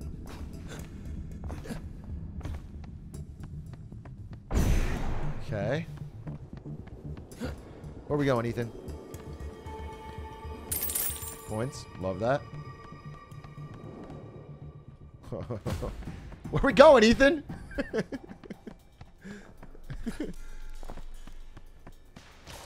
This is the blind leading the blind, dude. Okay. Oh, shit. Shortcut. Oh my god, we're one man. Bloop. Hold jump to fall slowly. Briefly become invulnerable. Hold jump to fall slowly? That sounds useless. I'd rather have invulnerable. How do you use it? Oh, you press F. Oh, you can press F to become briefly invulnerable. That's sick as fuck. No fall damage? Fall damage has never been a problem for me. Omega, that's one of the best. Occasionally. Maybe for the amateur meta. Okay? But at the tier that I'm at, we don't fucking need that shit. We use better shit. We use fucking the one I got, which I forgot already. Kill yourself. I'm never playing that game again. As long as I fucking live. Tell you what. Marketing Monday! Marketing Monday! Welcome to Marketing Monday. Welcome to Marketing Monday. Welcome to Marketing Monday. All right, we're going to do Get Smarter Saturday, actually. A much more interesting situation for today. Get Smarter Saturday. It's time. Just chatting. Get Smarter Saturday. Boom, boom, boom, boom, boom, boom, boom, boom. If you guys don't know the rules of Get Smarter Saturday, they are quite simple. Number 1, submit a video that's not too long. Number 2, submit a video that's not too boring. Number 3, at the end of the video, the chat must have learned something. We must have learned something. Now, there is a difference of this week's Get Smarter Saturdays. One that makes it stand out from all the rest. And that is a brand new piece of technology that looks like this. If you post a Get Smarter Saturday link in chat, it will take one link from each user. So even if you spam it, it won't do anything. So there's no reason to spam. And it'll populate it here and tell me how long it is. The title, the thumbnail. Oh my God, look, it's working. It's legitimately working. One per user. And if I hit refresh, all of these disappear and it starts over again. So I can start over at any time and get new submissions, and there's no reason to spam. Holy shit. We literally solved the problem. So we can just do little chunks where everyone posts and then, oh my God, I found a secret Hitman contract. It's amazing. That looks good. If I were somebody, I would probably watch that after stream tonight. Watch the full thing all the way through because it's a pretty interesting story about a secret Hitman contract that got found that used a cool strategy to beat. Wow, look at all these links just flowing in. Okay, but I need a way to pause it. So it's a first test. I want to credit the creator. He wants to be called Flynn, but his username is Ludafatutu. But he wants to be called Flynn. Flynn is the developer that created this awesome page, and we're going to be working on it for future Get Smarter Saturdays to make it better and better. But for now, the first note I have is that I need a way to like pause it or something. Otherwise, it just keeps. And then eventually, it kind of would be cool to have like a way to have chat vote or upvote or something. Intel versus AMD. Who cares? You know what I'm saying? They're both second class. AI learns insane Monopoly strategies. Competitive Pokemon is a full-time job if you don't cheat. That seems kind of interesting. It's 38 minutes, though, huh? Yikes. What is this button? Oh, you can see it. Fear of Cold, we've already watched.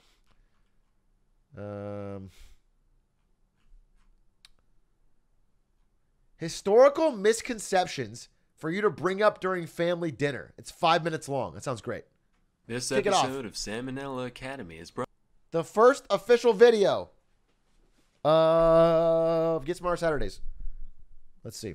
Brought to you by Skillshare.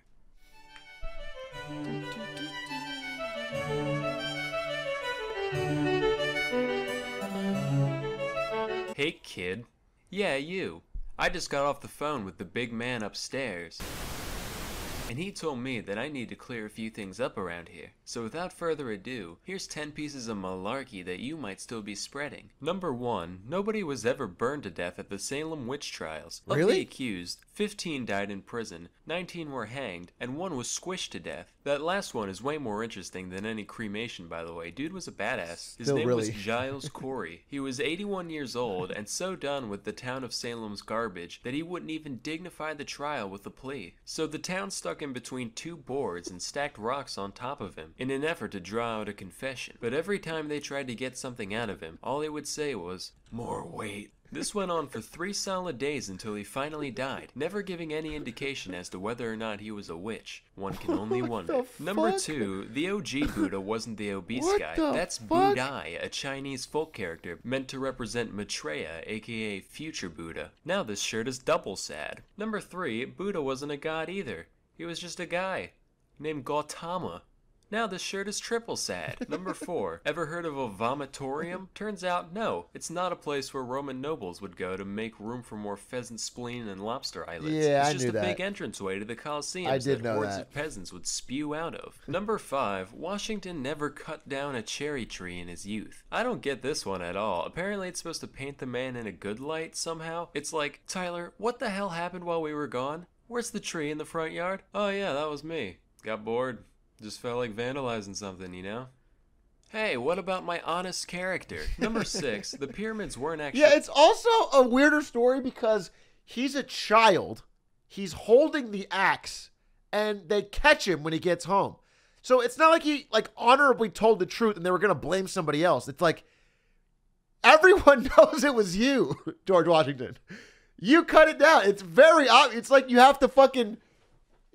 there's no fessing up. I mean, it's if like his brother got blamed for it and they're about to cart him off and he goes, "No, it was me." That's kind of a brave moment. But if it's just you home alone and they come home and you've got the axe, it's very obvious. They caught you. You're just caught. You're not giving up. You've already built by slaves. These workers were respected members of society. They ate meat and worked in 3-month shifts, and even got to be buried right next to the tomb after their death. Matter of fact, that's more than we can say for the people working on man's greatest achievements today. If I spent years of my life helping to build the space station, you're damn right I'd want the Salmonella Memorial Corpse Receptacle floating along right next to it. That would be amazing. Number 7, the Great Wall of China is not the only man-made object visible from space. I don't know where you dipshits got this one from. First of all, there's no way you could see it with the unaided eye. The wall is like 30 meters thick at most, while the distance to outer space is generally recognized to be 100 kilometers up, known as the Kármán line. The average to give some perspective, that's like me holding up a standard-sized guitar pick from across the entire length of a football field and asking you what color it is. Also, there are plenty of man-made objects that are way bigger in terms of local surface area than the Great Wall, so even if it was visible, there's no way it would be the only one. Number 8, you might have heard this one before. You know, Hitler was a jerk and all, but hey, he made the Autobahn, so at least he was efficient. Actually, Hitler didn't create the Autobahn. It was already there. He just helped expand it into newer territory. In a similar vein, Mussolini didn't make the trains run on time, with most of Italy's infrastructure repairs happening before his rise to power in 1920. Do people say that? I've never heard anyone say that.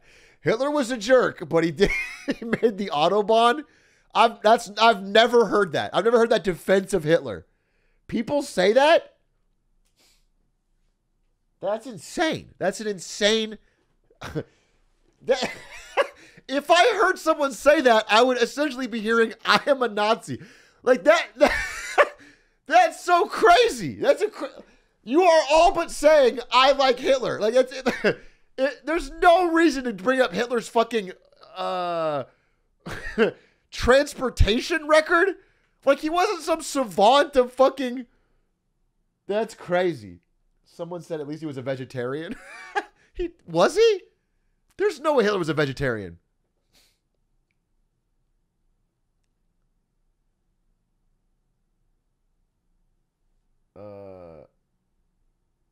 This is what a mogul male would sound like about Hitler. He's a bad guy. Listen, I've seen a lot of Hitler stuff. He's actually doing a lot of things that I don't agree with. But his work on the Autobahn, people need to bring that up because it's actually pretty. Click to a fucking tab, picture of the Autobahn in Google Images. I can't see. Me too. And even then, they weren't nearly as punctual as he'd like you to believe. So unfortunately, you're gonna have to find something else to like about these fascists. Like Hitler's elegant way of speaking. Or the way Mussolini says spaghetti. Number 9, Iron Maidens weren't actual... You know what? Wait, the one thing I do want to say about Hitler, though, is that there's always this narrative that, like, he was such a bad artist that he got kicked out of art school, and if he had done better, he would be an entirely different life. You hear that a lot. But, like, I looked at Hitler's art, and, like, it's not bad. I don't know. Like, if a friend showed this to me, I'd be like, damn, you're really talented. You should keep at it. It's like, the skill's there. I don't know. Do you know what I'm saying? I'm sure everyone says it's, I mean, I guess it's mid from like a good art perspective, but from like me, an amateur, it looks like it's pretty good. Like this looks really hard to do.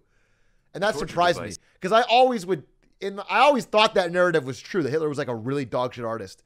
And then I saw his art, I mean, a long time ago, but like years later. And like, I was like, wow, this is not as bad as I thought in my head. If you zoom in, the scale is off and the perspective is whack. You sound like his teacher. You sound like his teacher that caused the whole problem. Okay? Maybe if you just said the scale needs work, the perspective's not whack, but maybe it can be improved. This is used in medieval times. Basically what happened is some archaeologists in the 1800s saw an old metal coffin and some spikes and said, yo, wouldn't it be wildin' if we put these things up in here so that way if someone goes in it they get poked in their bits? You are a sick man, Cornelius. I like it. Into the museum it goes. At least Iron Maiden was real. They were as real as it gets. There's a sick hitman kill where you can convince one of the Washington sisters who cannot tell a lie to stand in front of an Iron Maiden and then look away and then you push him in, shut it. Accident kill. Still are.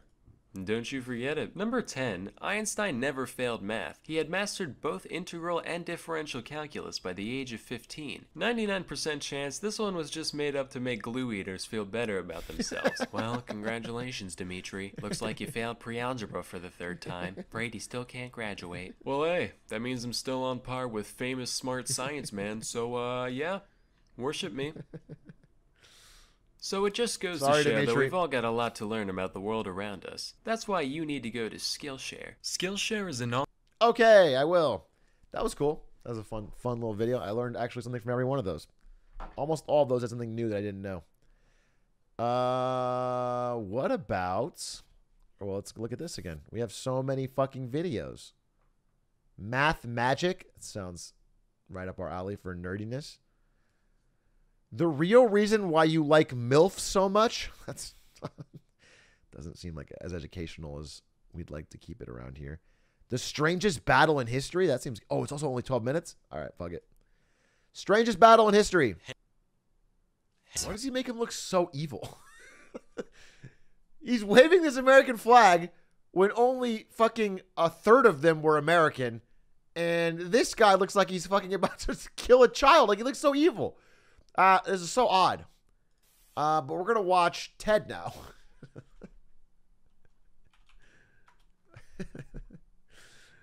Ted Talks, that is.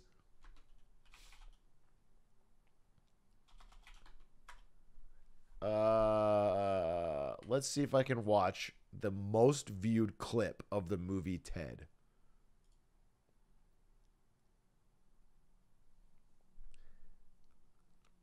Okay.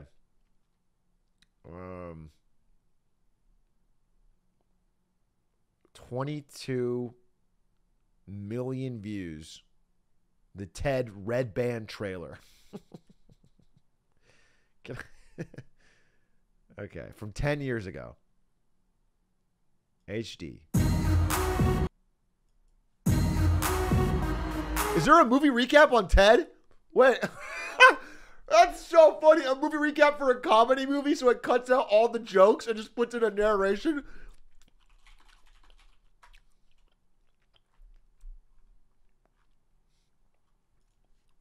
Does anyone have this? Summarized. Where? Ted movie recap. This talking teddy bear can steal your girlfriend movie recaps. Okay. A teddy bear that...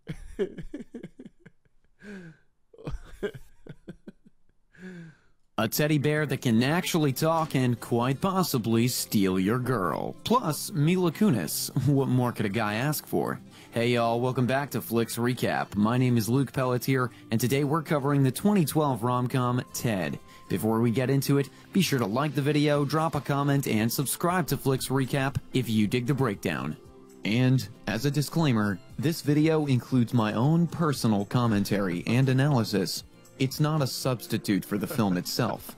Links to purchase the film are in the description below. Let's do it. The movie opens in 1985 during Christmas Eve, where we see a bunch of kids roughhousing. Here we meet a young John Bennett, who is outcast by the group of kids when he asks if he can come and join. John goes back to his house all alone and looking for a friend of his own. Christmas Day arrives, and John finally gets to open his gift, where he finds that Santa Claus brought him a teddy bear. John instantly gets attached to his gift and gives it the name Teddy. John instantly bonds with Teddy as if it was his real friend. That night before going to bed, he makes a wish that Teddy could actually talk, and that they'd be best friends forever. And as luck would have it, John has the perfect timing on his wish, and he says it as a shooting star passes.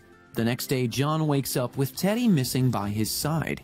He goes to look for him and finds him standing behind him and actually talking. John gets surprised at first, obviously, but because he's such a loner, he is now excited that he has a real friend of his own, and not just a stuffed animal. Wow, good for him. Of course, news spreads about John and Teddy starts becoming a celebrity of sorts. But through it all, Teddy still sticks by John's side, to the point that they even share a fear of thunder and lightning. But as the narrator would say, everyone eventually becomes old news, and Teddy is no different, seeing his fame decline in the ensuing montage. The two have grown up now, and we can see that they have grown a taking to herbs. There's no way. There is no way that a talking teddy bear would just, people would forget about it. Oh, it's, yeah, who cares? See him walking down the street? He falls off. It's been what, fucking 12 years, 15 years? And people just don't care anymore about a fucking talking alive teddy bear? In the middle of their session, John realizes that he's late for work and asks Teddy if he can drive him there. John gets to his office and gets called into his boss's office, where he obviously gets an earful for not taking the job seriously. Sad. When he gets to his desk, John starts asking his coworkers for nice restaurants that he can take his girlfriend, Lori, out to, since they've been dating for 4 years. His coworkers start to psych him out and tell him that Lori might be looking for something bigger. And the first thing that John does is ask Ted whether or not Lori is expecting him to propose. Ted replies saying that if anybody should get a ring, it should be him, since they've been together for 20-odd years. Ted goes on that it isn't good timing anyways with... Bro, the only point of a movie like this is the jokes. Does anyone else understand? The only point is the jokes. Ted would say something funny here and then you'd laugh. If you cut all that out, it's just talking about this stupid fucking concept of a teddy bear. This is not... The plot of this movie makes no fucking sense. If there's no joke. With what's happening to the country and all the other lame excuses some goof in his 20s would come up with. and the famous Lori walks in, who, to my surprise, perfectly fits in with the two relatively alpha testosterone-fueled boys. That night, Lori tries to reassure John that they don't have to go to a fancy restaurant that... Is that your commentary? That's that famous commentary you were talking about? To your surprise, she perfectly fits in with these two alpha testosterone-fueled boys. Isn't the whole point that they're fucking... Oh my God. John had reserved for them just as long as they're together. John One of them's a teddy bear, by the way. In case you forgot. One of them's a teddy bear. And just as a the magic two teddy lovebirds bear are getting steamy, a loud thunder claps and John freaks out. Ted then comes barging into the bed and snuggles with them, singing the Thunder Buddy song that he and John made up when they were little. The next day, we see that Lori works in a big, fancy corporate office. Wow. And when she gets to her desk, she's obviously stressed. So her desk mates check up on her. She starts on a rant about how childish John is, with Ted as the main culprit. Her colleagues ask her why she's even putting up with John. And then they tell her to give John an ultimatum, the cardinal sin of any relationship. Choose between her and Ted. And in comes Rex, Lori's boss, that's there to swoop in should she break up with John. At his office, Rex tries to woo Lori, but fails miserably. Anniversary night comes, and the two actually are having a good time, reminiscing about how they first met and how the time has flown by since then. John pulls out a small gift for Lori in a very small box, but ultimately disappoints us when it's just earrings inside. Oof. John tries to reassure her that he does intend on proposing, it's just that he can't afford it right now. Lori then goes on this tangent saying that Ted is the one holding him back from actually progressing in his life. Why would you buy earrings then? Why would you use that box? That is a bad look, dude. That's a bad look. You can get a cheaper ring, especially if you want to get married. That shouldn't be your fucking limiter. Tries to defend Ted and tells her that the two should just enjoy the night and talk about this another time. When they get home, Lori walks in on Ted with a few ladies of the night and her place absolutely trashed up. And by trashed, I mean there's actual human feces on the floor that Lori just goes berserk about. Understandably, John decides to have the talk with Ted and tells him that it's time for him to move out. Yeah, that's a terrible thing to do. You can't have human shit on the floor. Still, John wins in the end. But he promises to help Ted on his feet until he gets out. First on the to-do list is to get Ted a job. Ted goes to apply to work at a grocery store, and as valiant as his effort is to fail, he actually gets the job. The two go on a walk and are then stopped by Donnie and his son. There is no fucking way that a talking, living teddy bear couldn't find work in the entertainment industry. You could start a fucking YouTube channel or something. You're a literal talking fucking teddy bear. There is lots of money in that. All he would have to do is be himself. Robert, who mentions to them that he's been a fan of Ted ever since he was young. Don then asks John out of the blue if he ever intends on selling Ted. Obviously, the two say no and just pretend to care when Donnie hands them his details. That night, John helps Ted move into his new place. The next day, Lori commends John for actually growing up now and offers some morning action as a little prize. The next day, we see Ted making good use of his time at work, flirting with one of the cashiers. Next, John gets a call from Ted, who's trying to get John to ditch work for some midday bus session.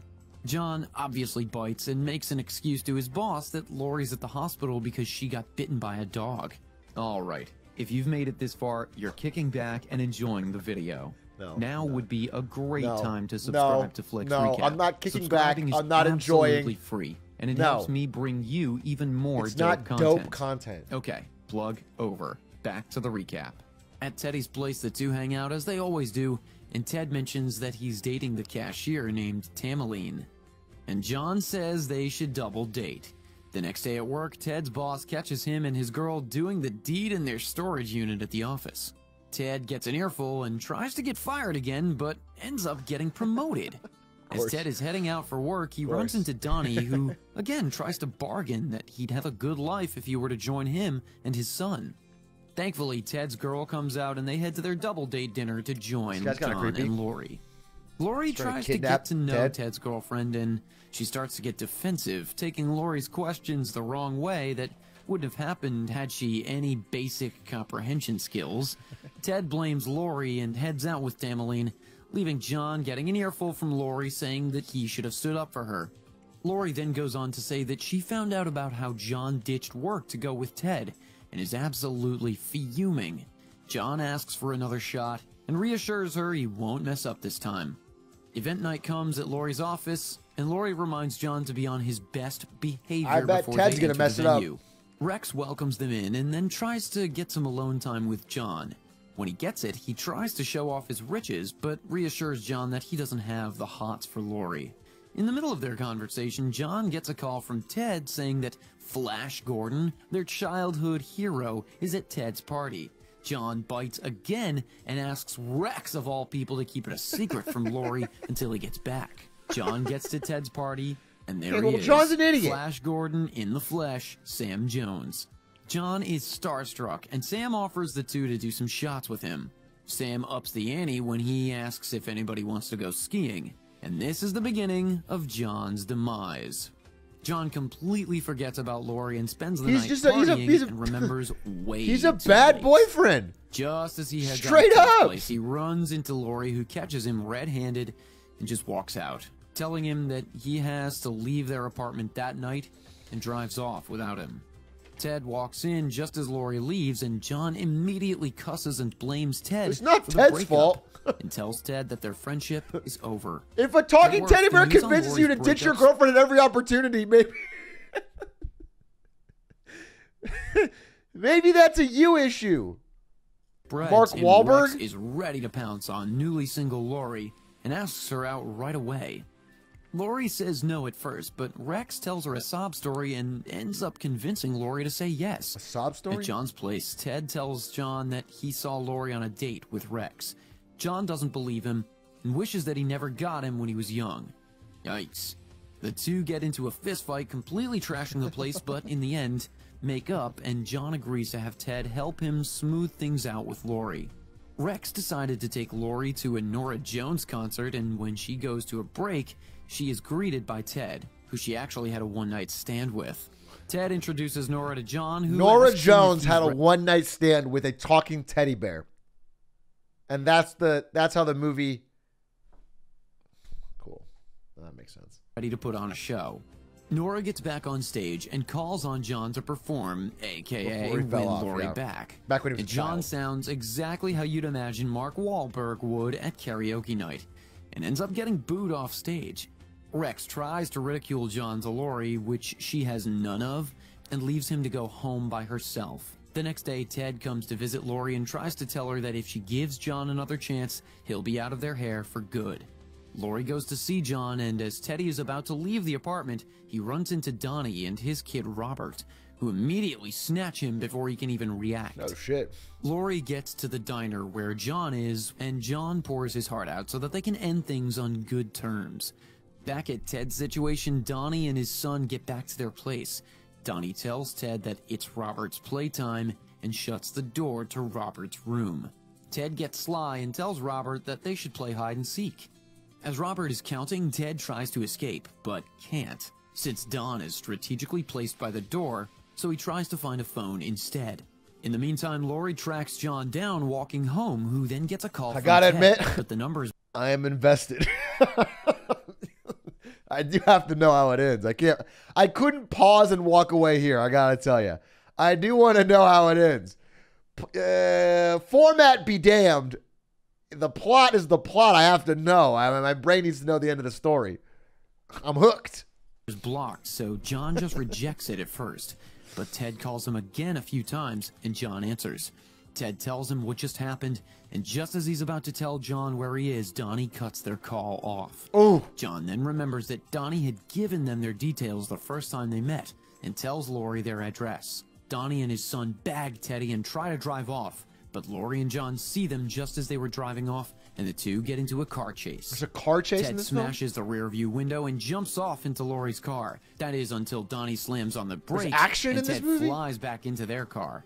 Ted takes things into his own hands and bags Donnie's head as he's driving, which causes the car to crash. Ted runs away, and Did he now die? the three are on a foot chase. Donnie catches up to Ted, who is now forced to climb a stadium light to get away. John spots them and sees Donnie pull Ted off the pole, ripping Teddy in half as he's falling. John tries to fix Teddy, who's now telling John not to make the same mistake and to treasure Lori from now on. No! He turns back into a regular teddy bear. No! When they get back home, John and Lori try to sew Ted back person together. that died. And at first it seems like it doesn't bring Ted back to life. In the middle of the night, Lori sees a shooting star and wishes for Ted to come back to life. The next day, when John comes to check up on Ted, all sad and heartbroken, Ted is there. It's really him. The two hug it out, and Lori welcomes him back too. John and Lori get married, by Flash Gordon at that, and live happily together. I think Ted is a placeholder for every childhood friend that none of us are really ready to outgrow. What's interesting is that even though it's kind of preposterous to be interacting and expecting a reaction from a stuffed animal in real life, it's not uncommon for people to ascribe opinions, even sentience, to their stuffed animals in their own head when making decisions. Though Ted may well not be a real-life thing and John could just be schizophrenic, it's equally as valid for John to think, what would Ted want me to do? Anyway, what did you think? Let me know in the comments below. And of course, be sure to...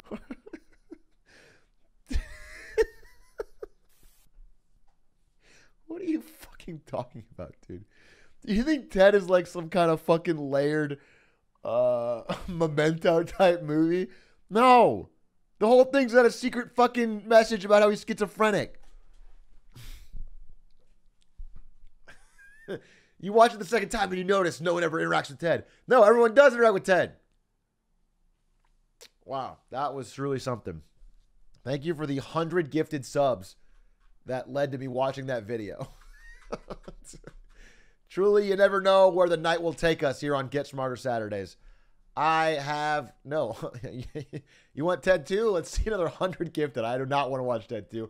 I want to watch another Get Smarter video. Whatever's on this list. Ted 2, our favorite naughty teddy bear, is back. That's the top and most.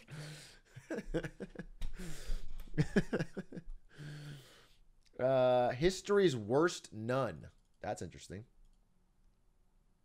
The Fall of 76. I think I've seen this. It's good. Beginner's Guide to Dark Souls. Don't need it. This is a movie recapped on Morbius. Which I don't need to see. Why New York's Billionaires Row is half empty. Ted, The Making of the Bear. Ted, Funniest Moments. This Talking Ted is what we already watched. I Proved the JFK Conspiracy with a Whiteboard by Windigoon. Why is all his videos so long? I would watch it if it was a little less long. Let's go down to the bottom and let's see what we missed.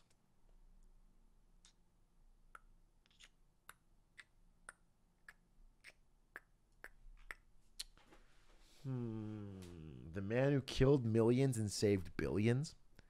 Is that like The Watchmen? The Moment That Almost Changed the NBA Forever. How to Spot a Pyramid Scheme in 5 minutes. That sounds interesting. Ted! It's Ted! In 2004, a new company called Vima Nutrition started offering a life-changing opportunity to earn full-time income for part-time work. Wow. Vima's offer was open to everybody, regardless of prior experience or education. There were only 2 steps to get started earning. Purchase a $500 to $600 kit of their liquid nutrition products and recruit... What the fuck just happened?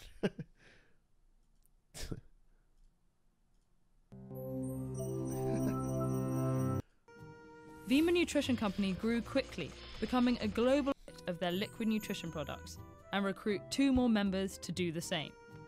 Vima Nutrition Company grew quickly, becoming a global operation that brought in 30,000 new members per month at its peak.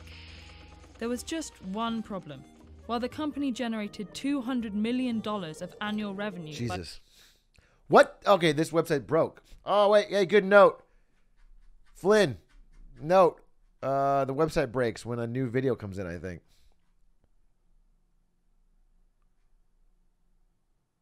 Damn, where was that video? I'm interested.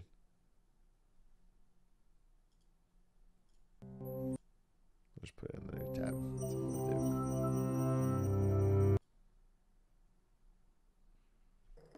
Vima was eventually charged. The company generated $200 million of annual revenue by 2013.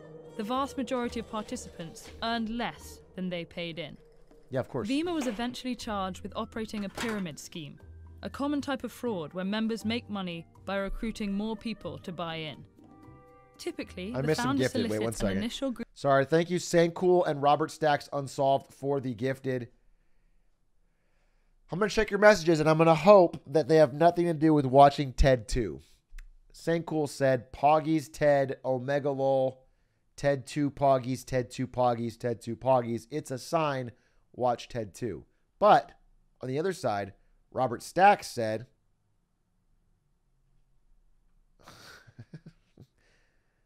Talking Bear again, yawn. But what's weird is 5 minutes before that you said, lol, Ted, let's go. Ted, let's go. So I don't know how you shifted so quickly. Vanna White, thank you for the 5 gifties. And you said, Atrioc, how quickly people forget about COVID? I guess pretty quickly, depending on the location. I don't know. Is there a video on that? Okay. The triality of man. Yeah. Bubba Gamer, thank you for the gifted. Your message is, they saved billions to kill millions is a good one. Okay. I can check it out. Group of people to buy in and promote the scheme. They are then encouraged to recruit others and promised part of the money those people invest, while the founder also takes a share. The pattern repeats for each group of new participants, with money from recent arrivals funneled to those who recruited them. This differs from a Ponzi scheme, where the founders recruit new members and secretly use their fees to pay existing members, who think the payments come from a legitimate investment. Yeah. As a pyramid scheme grows, it becomes increasingly difficult for new recruits to make money. That's because the number of participants expands exponentially. Take a structure where each person has to recruit 6 people to earn a profit. The founder recruits 6 people to start, Easy. and each of them recruits 6 more. Easy There enough. are 36 people in that second round of recruits, who then each recruit 6 people, a total of 216 new recruits. By the 12th round of recruiting, the 2.1 billion newest members. I was just talking about this because there's a friend of mine from high school. A really, really bright guy. Really bright, really active. Was always like, I mean, of our friend group, he was like the guy that would run for student body president, and everyone at the school knew him, and he was like pretty athletic and tall and also smart, did a lot of classes. And apparently, since graduation, he's gotten super duper into a pyramid scheme. And like, they were telling me, because I was hanging out with them in Vegas, and they were like, yeah, they were sharing stories with each other. He reached out to all of them individually and was like, hey, you want to get lunch? And they're like, yeah, of course, let's hang out. And every one of them at the lunch, he turned it into like, and you got to buy this thing. It was like really sad. And then eventually they started to hear from each other, and then they would get the phone call from him to hang out, and they would just say no. So like, he was like, one of them, Kevin, was like, yeah, he reached out to me and I heard from everybody else what it's about. And so I asked him point blank before the lunch, I was like, hey, listen, I'll come hang out with you if it's for real. But if you're going to try and sell me something, I don't want to do it. And then he ghosted him. And it's like, shit, what the hell's going on? It's really sad. I don't know how, I mean, if I were to guess of everybody in our high school who was going to be like crushing it right now, I probably would have guessed this guy. I'm not going to say his name, but, so I'm just shocked that he's like all in on this fucking pyramid scheme thing. It's sad.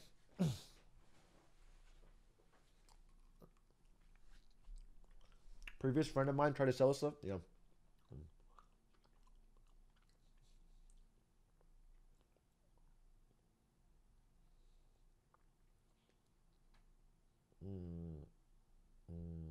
Pyramid schemes are great at the top. I mean, he might be doing well. Maybe he's a charismatic guy.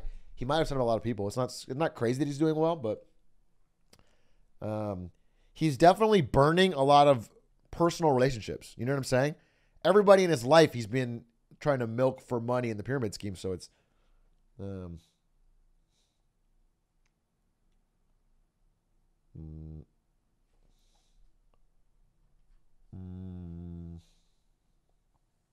I had a friend get into Cutco in high school. Did you buy any knives?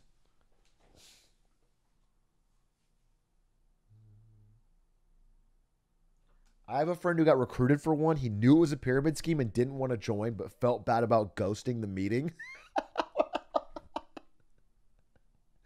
I know for a fact they're trying to scam me, but I'd hate to ghost them. I owe them that much for inviting me. I'll have to at least show up and fucking watch their presentation. That's crazy. My friends are in more of the Andrew Tate MLM. Yeah. I've tried to catch up on the Andrew Tate stuff just because I feel like everybody's fucking nuts. I'm talking about it, and I had to know shit about it. Does sound like some people are really in deep. He's definitely lashed onto a certain group of like, people say 12-year-olds. I think it's probably more likely like 15 to 19. If I had to estimate.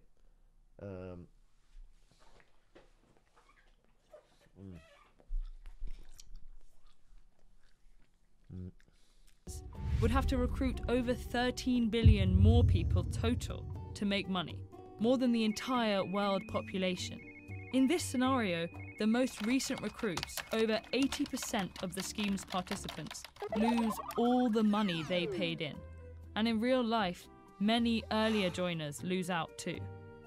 Pyramid schemes are illegal in most countries, but they can be difficult to detect. Yeah. They're presented as many different things, including gifting groups, investment clubs, and multi-level marketing businesses. Yeah, they're all pyramid schemes. It's crazy that, like, we have laws against them, but they just change the name.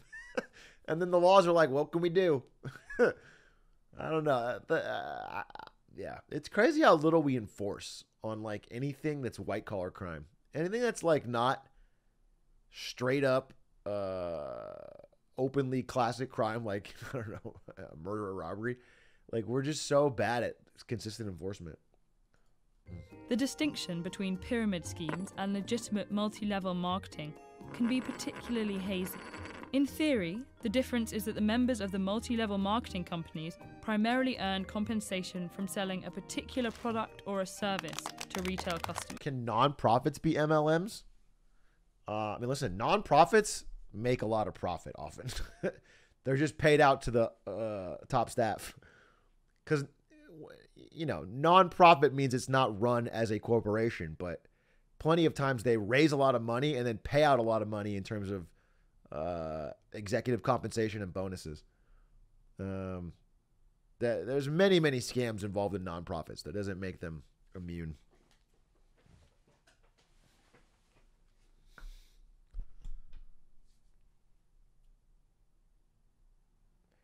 I ran a 501c3 for years, compared, but there's like zero oversight. Yeah, the lack of oversight's crazy. And the problem with no oversight is that, like, you know, it just takes a few to start breaking the law, and then everyone starts doing it because they're seeing that there's no punishment.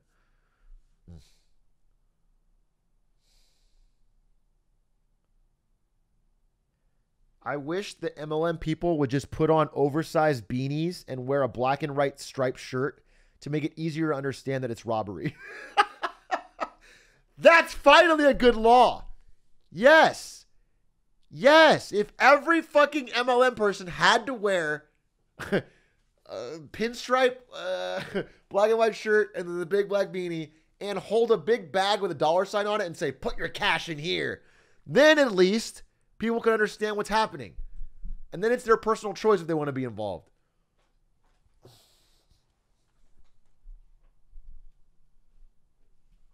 My aunt owns a bunch of orphanages and makes so much money.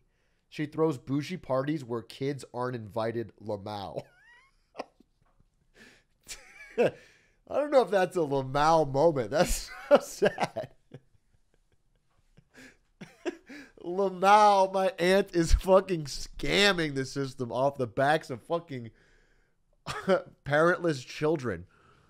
Whoo, Lamau. I can't. I can't, dude. I can't. It makes me crack up every time I think about it. Every time I think about her taking money from donations and from government grants to not pay it out to children who are in the most desperate time of their life, I just fucking lose it. It's so funny.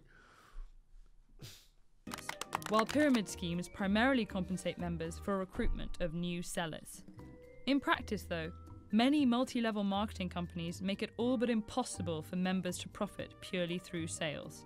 And many pyramid schemes, like Vima Nutrition, disguise themselves as legal multi-level marketing businesses, using a product or service to hide the pay and recruit structure. Yeah, the product never matters. The whole fucking concept of it is the product's always something that's easily made. You know, some knockoff that you can make in China, make $1 million of. They mark it up a ton. There's nothing special about it at all. The product only exists as like an excuse so you can keep recruiting new people. And then they can buy the intro package. An interesting one, though, I watched that documentary on LuLaRoe or whatever, which is like the leggings for women. It's lesser known. But apparently, I mean, they're not good leggings, but they were custom designs. And people kind of liked them. Like the product wasn't bad. So it actually was selling. Like, people were buying them.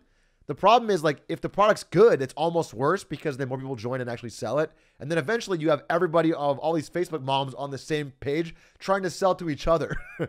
Like, if they actually like the product, then it's just them, you know, it spreads even faster and then they're going to sell to each other. Like, there's no end fucking, which is what happened. Like, they were literally running out of customers because every possible customer of that type of legging was already part of the system.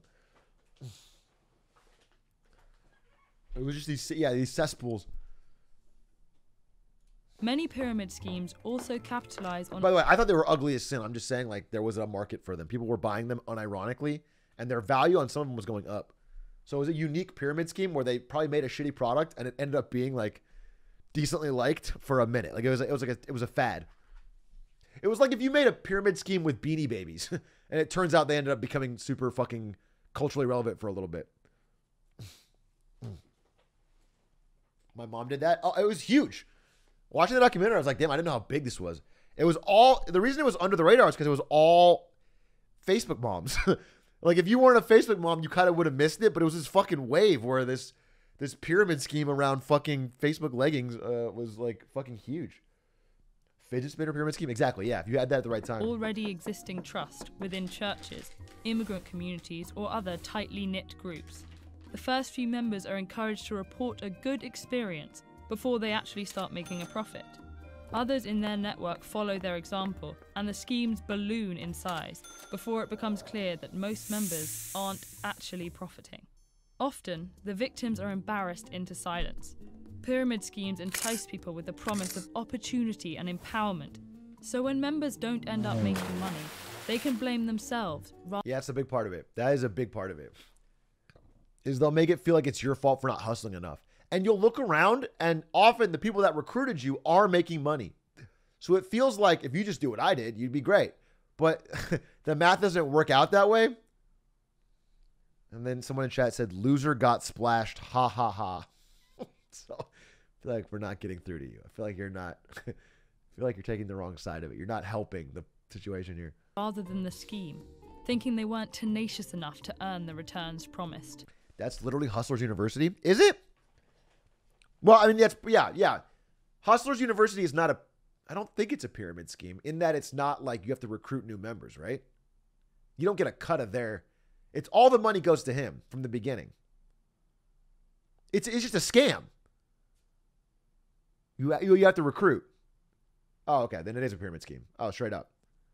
Because, like, there's plenty of universities online that are scams. And what that is you pay money for, like, a course on how to do drop shipping or something, and it doesn't help you at all, and it's bad. And then when you ask them, well, I'm not making any money off this, they say you're not hustling hard enough. Like, that's just a scam. That's what that is.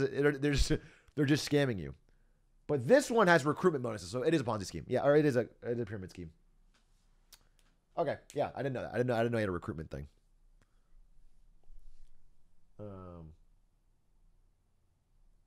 You pay $50 for a month for a Discord full of shit, and then one of the money-making methods is promoting the Hustle University. Okay, yeah. Yeah, okay, I get it. So you can get paid for recruiting more people.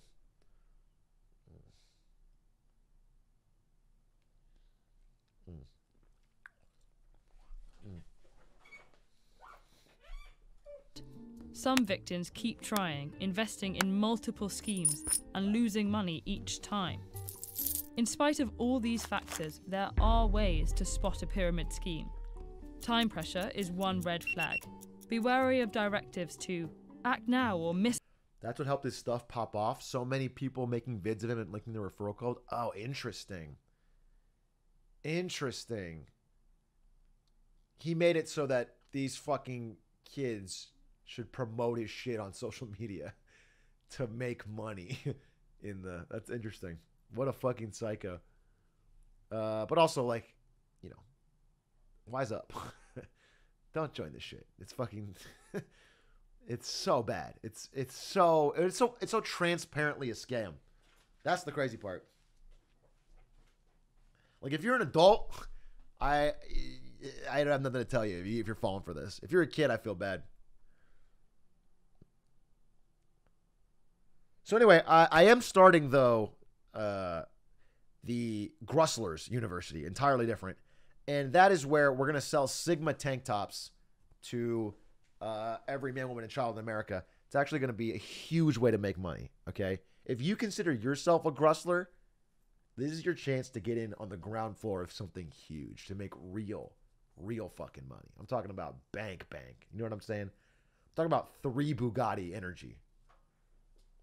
Is there a premium package? I'm so glad you asked. There's not. There's only a deluxe premium. Because we don't do premium around here. Because premium's for broke bitches. You know what I'm saying? So you can get deluxe premium. It's only going to cost you $9.99.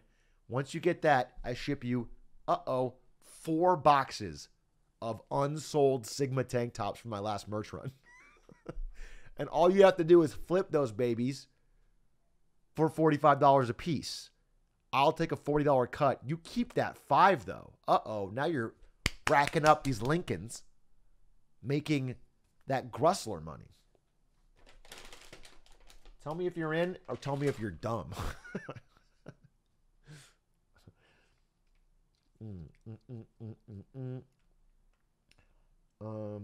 I can't afford Grusslers University. I have bills. My mom needs medicine. I was going to make a joke, but I can't tell if you're serious or not, so I feel bad. I was going to lean into the bit and do the Andrew Tate, like, you can make more money. I don't want to do that. I feel bad. It could be real. Yeah, icky. He's an icky person, dude. What do you want me to say? But don't fall for it. Come on, you're not fucking hiding it. You're not Bernie Madoff, dude. It's called Hustlers University. You know what I'm saying? It sounds like a scam. It's a once-in-a-lifetime opportunity.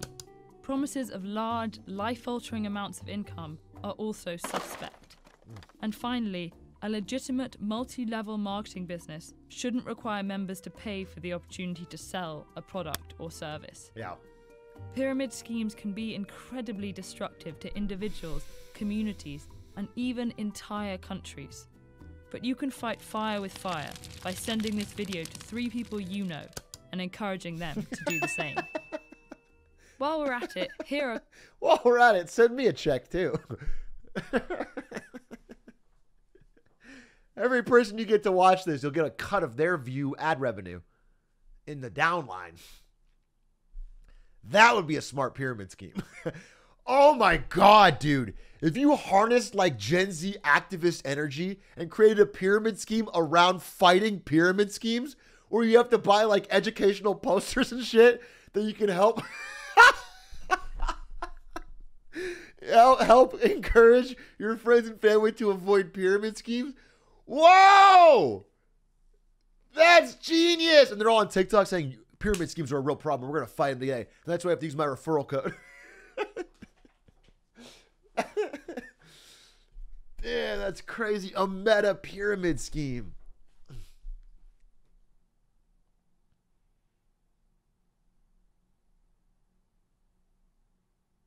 Let's see what we've got on the website.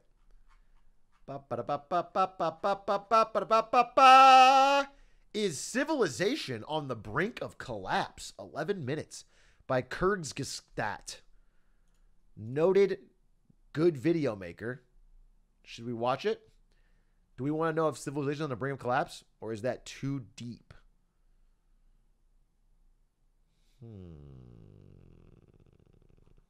We'll hold on to it.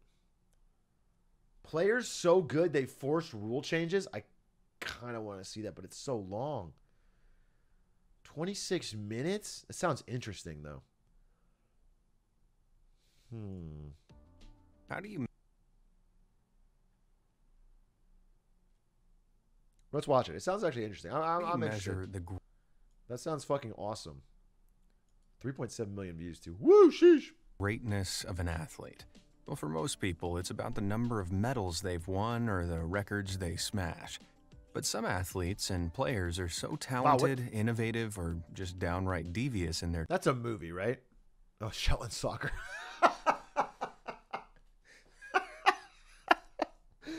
Bro, I was like, what the fuck? How did he do that? Oh my God, I was literally baffled and stunned. He was fucking flying out there.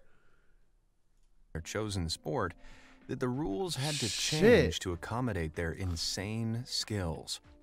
For showing off mid-race to using underhanded tactics to bag a win, it's time to take a look at players and athletes with abilities so game-breaking, they had to change the rules.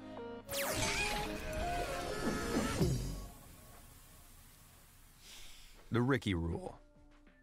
Ricky Williams was such a talented college football player that he was drafted by the New Orleans Saints straight out of college back in 1999. Okay. A powerful running back, Ricky quickly established himself as a fast and intimidating presence during play. Off the field, he was known for his flashy sense of style and long signature dreadlocks. Woo! However, he was so hard to get the drop on, opposing players started grabbing and yanking his hair to make their tackles against him hit harder. That's Though fucked! Williams was a powerhouse, hair pulling proved an effective way Bro, to that's stop or fucked slow up. down his charges. Many players were hesitant to do it, though. After all, it's hard to argue that This guy's not hesitant at all, dude. He went straight for it. Like a fucking handle. Damn, that's crazy. A dirty tactic. But at the time, it was a bit of a gray area. After much deliberation in 2003, the NFL decided that hair was officially an extension of the uniform and that hair pulling would be allowed to continue. They made it official? To add insult to injury, it was even coined the Ricky Rule, to keep his head, or what was left. I guess the reason they do that is because otherwise the best strategy would be to have massive amounts of hair. No, it makes sense, right? I mean, there's millions of dollars on the line. So, assuming you weren't allowed to pull their hair, the best strategy would be to have a gigantic mane of hair all down your back, and they'd have to try and avoid it. Otherwise, they could get called a foul. So, technically, they have to just make this rule the way it is, and you have to cut your hair short, basically, and keep it in your helmet. That's so interesting. I would love to see that version of the NFL, where hair pulling was completely off limits and every single player has a fucking luxurious flowing mane. Like Rapunzel's the fucking goat. Of it in the game, Ricky had to part with his signature due. To many fans, this rule, which is still in play today, reeks of hypocrisy, because just 2 years later, the maneuver known as the horse collar tackle was made illegal. The horse collar tackle is when one player grabs the back of another's uniform near the shoulders and pulls them towards the ground. A player named Roy Williams, no relation to Ricky, became famous for his constant use of the dangerous technique. Wait, I don't get it. This eventually came to an end because in 2004 alone, Roy seriously injured 4 other players, and the technique was finally ruled illegal in 2000. You grab inside the collar and pull the back of the pads downwards. It's bad for your knee. Easy to get cause injury. Okay. I mean, I get why it's bad. I just get how it seems like it's tough to tell. When you're tackling, you're just doing anything, right? I mean, you're just trying to fucking get them down. I guess you just, so you have, it seems like a weird line to draw, but I can see why they don't want the fucking players getting hurt. You shouldn't pull like that in a tackle. It's easy to tell. Okay, maybe I just don't know. Maybe I just don't get it. It's pretty obvious because you're pulling on the neck area of the jersey. Okay. Okay. But, like, okay, I'm just wondering, like, okay. You see? Maybe I need to see it again. Let me see it again. It looked like you just grabbed his shoulder and pulled down. So I'm trying to understand. I'm just trying to understand. I want to understand. Illegal. The horse collar tackle is when one player grabs the back of another's uniform near the shoulders. Oh, are you pulling like the pad down? What? Imagine.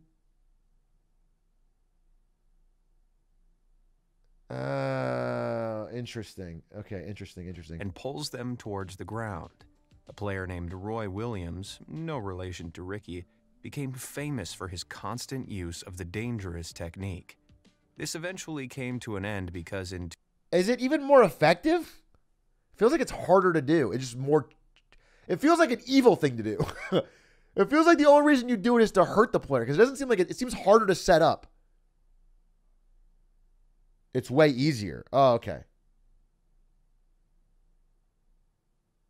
Once you're getting your arm in there, it's kind of 100%. Oh, okay. Okay.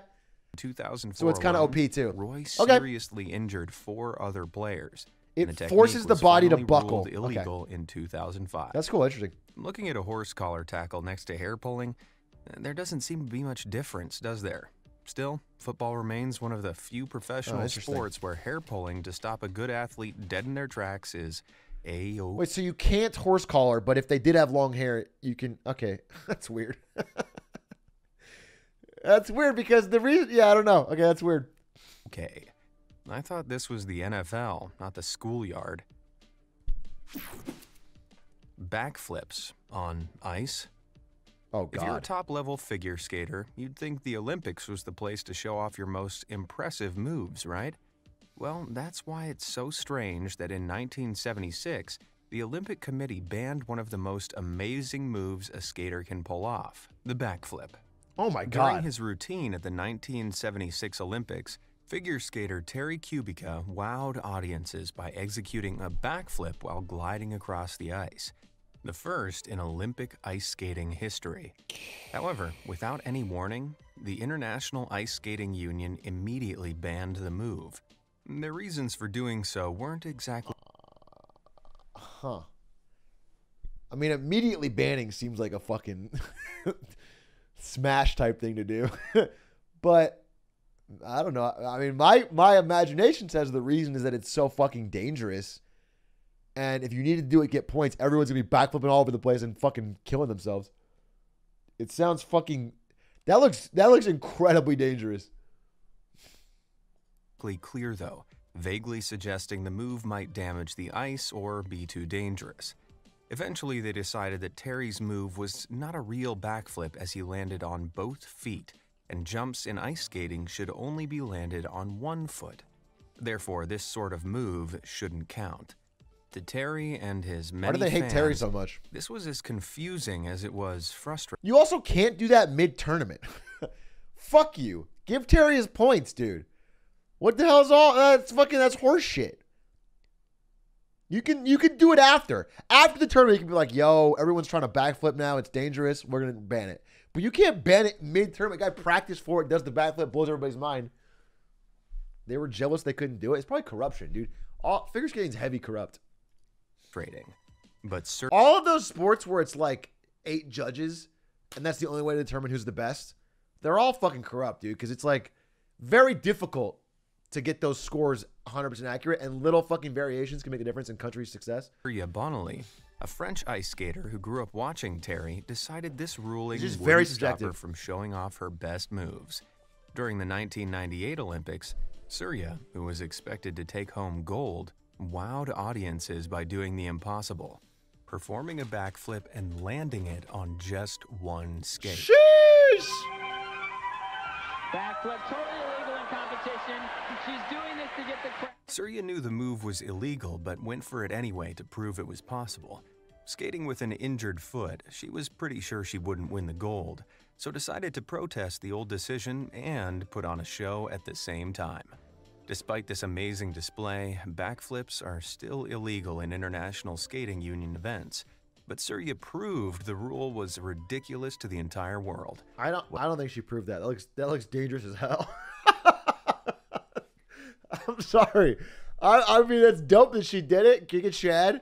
That isn't proof to me that like it should be unbanned. That looks fucking dangerous, dude. That looks like you're almost guaranteed to see somebody get fucking deeply hurt on the ice if backflips were common. What a boss. Now, I bet most of you can't do a backflip on land, never mind on ice. Heck, I have to have a little sit down if I stand up too fast. But you know what you can do that's even more impressive? Hit those like and subscribe buttons. Double points if you hit them both at the same time. All right, what amazing athletes have we got next? Stanky Tactics. Eddie Stanky was a Major League Baseball player back in the 1940s and 50s who developed quite a negative reputation. Aptly nicknamed the Brat, Eddie wasn't afraid to play dirty. During a game in 1951, he was running to second base when he famously kicked the ball out of a baseman's hand. He's a dirty baseball player in 1951. This guy was probably one of the worst human beings you'll ever meet. This guy's wife probably hated him so fucking much. And he's probably a racist. This guy's probably one of the most fucking bad people. And his last name was Stanky, too. This has got to be bottom of the barrel. Right before using the scuffle to slyly run to third base. In most of his other games, when it was the opposing team's turn to bat, Eddie would jump up and down, make faces, spin in circles, and even make noises to throw off whoever was batting. This quickly became known as the Stanky maneuver, which sounds as hilariously bad as I'm sure it was to witness. These underhanded and annoying tactics meant Eddie was truly disliked by many other players. Even his own manager, Leo Duracher, said Eddie can't hit, can't run, and can't field. All the little SOB can do is win. Even though the Stanky maneuver was technically legal, the other players got so frustrated with Eddie that it once led to a huge dugout brawl that the police had to break up. Jesus. After that, the MLB had no choice but to implement a rule making it illegal action to intentionally distract opposing players. No wonder even his own teammates called him the Brat. Though, with a last name like Stan... It kind of sucked to be him the day after that rule's in place, because everybody knows you're dog shit at the game. You're showing up and suiting up, so, okay, I can't taunt the other team now. Should I play first base, or where do you want me, coach? That's tough. That's a tough spot to be in. Doesn't seem like a good guy, but you know, you work on one skill. Stanky, you've got to wonder if that nickname was even necessary. Shaq don't crack. Shaquille O'Neal is, without a doubt, one of the best professional basketball players of all time. In his 18-year career, Do you guys know that Shaq is like a pretty incredible investor and wealth builder? He owns like fucking 500 Five Guys franchises. Yeah, he owns a fucking ton of things.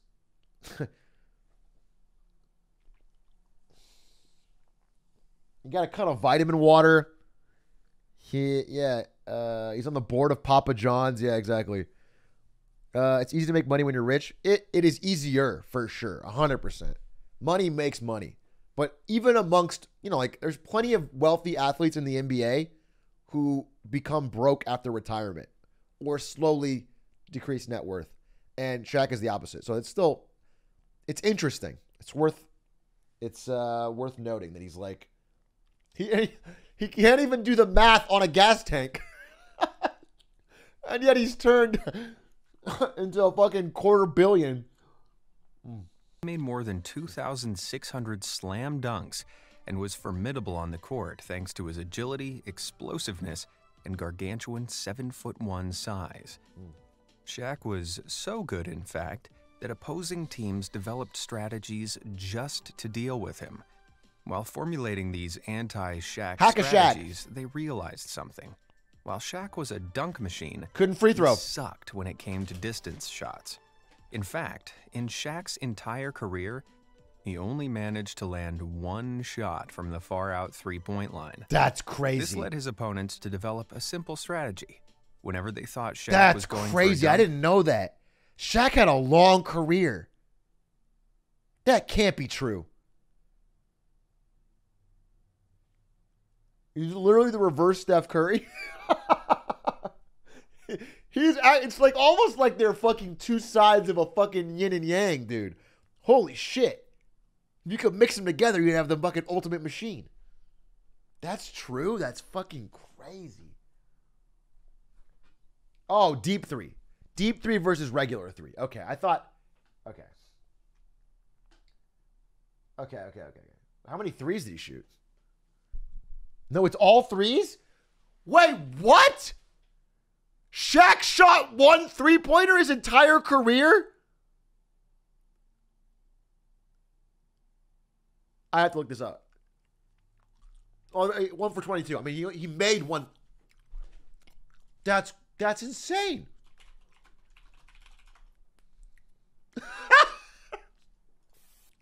Shaquille O'Neal, NBA career three-pointers, 1. Holy fuck! What a insane specimen in the world of basketball. And he's one of the greats. He's a Hall of Famer. He's incredibly good. That's so interesting. He truly was just the big man archetype.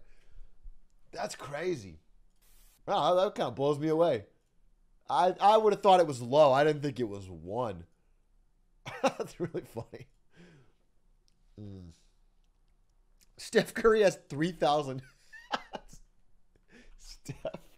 Steph 3,117. And I think he's had a shorter career. A much shorter career. That's so funny.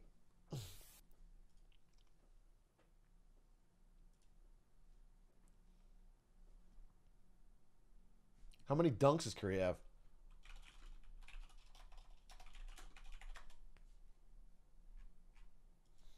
How many dunks does Steph Curry have? 26! He's got barely any! Oh my god, how many dunks does Shaq have? They're literally the reverse. Shaq has 2,626 dunks. Oh my god, they're reverse players. That's crazy. That's crazy. That's fucking crazy.